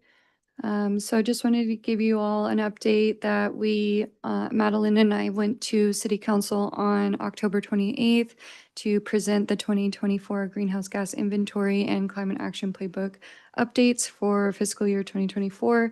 And it went really well. They're super supportive of our recommendations. They agreed that we should be reporting on a biannual basis for the inventory, so that gives staff a little bit more time to work on cap moves and research. They also are supportive of us finding new ways to report VMT and track alternative modes of transportation. And now for upcoming, so on November 22nd, we have a sustainable craft event at the Sunnyvale Public Library from 1 to 3 p.m. It is going to be an upcycled dog toy event. On December 4th, there is an online webinar hosted by the library called Charged, a history of batteries and lessons for a clean future author talk with Jay Turner. And that's going to be from 5:30 to 6:30 p.m. On December 6th, there is a UC Master Gardeners event, making succulents, and it's going to be at the Sunnyvale Public Library from 1 to 3 p.m. Registration is not required. On December 10th, we have a Sustainable Holiday Crafts for Adults workshop at the Sunnyvale Public Library. That's going to be from 6 to 8 p.m. And crafts include holiday cards, non-toxic household cleaning spray, sustainable gift wrapping, and registration is not required for this event. On the 11th of December, our city forest has an online webinar called Free Trees for a Healthy Community. That's going to be from 6 to 7 p.m. And a little blurb from that event is whether you're interested in greening a residential yard space, school, or local business in Sunnyvale, this program is for you. Join to learn more about how you can receive a free tree, including the planting from VTA and our city forest. It's eligible for all Sunnyvale residents. And then in January, on January 10th, there's a bike safety information and repair workshop at the Sunnyvale Public Library. That's going to be from 10:30 a.m. to 12:30 p.m. And then on January 21st, we will be having our sustainability speaker series with Nick Durr on multifamily building electrification, and the title is still pending, so just mark your calendars for that. And then our next meeting isn't going to be until January. So we're going to be here in the Redwood Conference Room at City Hall at 7 p.m. And it's going to be on Tuesday, January 20th. And that is because of the Martin Luther King holiday. On Monday, we will not be in session. So mark your calendars for Tuesday, January 20th. And then for tentative council meeting agenda calendar, we have a few items that we wanted to flag for you all. So tomorrow, there's 2 items. One is at 5 p.m. It's a special council meeting on the active transportation plan implementation update. So if you all are interested in the ATP update, please tune in at 5 p.m. At 5:30, there's a special council meeting on the joint, and it's the joint meeting of City Council with Board and Commission chairs and vice chairs to review and improve overall effectiveness of commission meetings. So just wanted to remind Chair Nabhan and Vice Chair Pistone that that's tomorrow at 5:30 p.m. I did send you the Word doc of all the recommendations that we made earlier a few months back. So just make sure to bring those and advocate for the Sustainability Commission.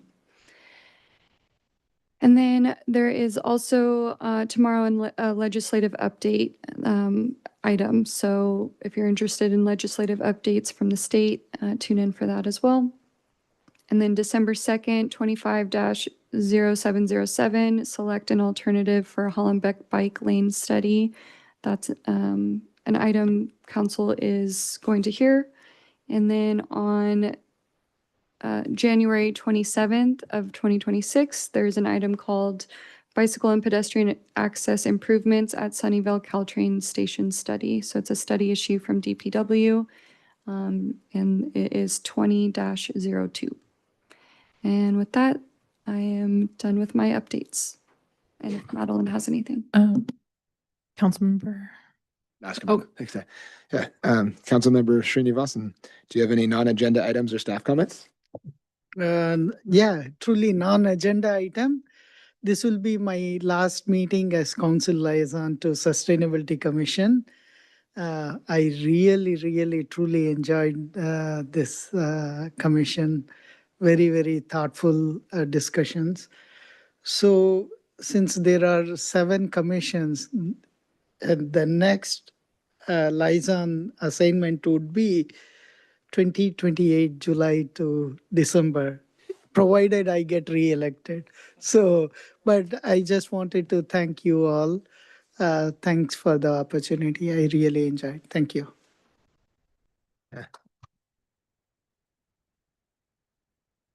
All right, well, normally we look at our annual work plan, but since we just looked at that and voted on it, I don't think we have to do that today. So this meeting is adjourned at 10:12 p.m.